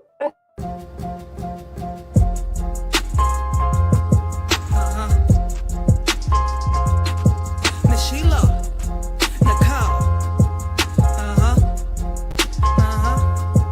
God, mother and father, vindictive and bothered. I've been flaming hoes since Diablo, stepping in Prada, lashing bitches like mascara. Beast mode, I scared her. Plotting hoes like that, stay dropped, booted and scattered. Let me take you on a little trip. Story of your favorite bitch coming with the pots and the shits. Born winning in the month of 6. Hating bitches trips and them on a trips. Look but never trip. Bitch, I'm timeless. These whole time stress when the time's less. Cover of Miss Sheila Nicole. I call the times best. Pausing bitches like they vendettas with all the time rest. Clocking bitches like I'm at work. Crunching the time press. My antebellum. Beastin' hoes when I bell 'em. Cracking bitches, I bell 'em. Why they gas 'em? They shell 'em. Just the pin that done led them. Talking shit so I let them. Bitches ask about me. Well, this is what you should tell them. Say I'm the one. I'm the one.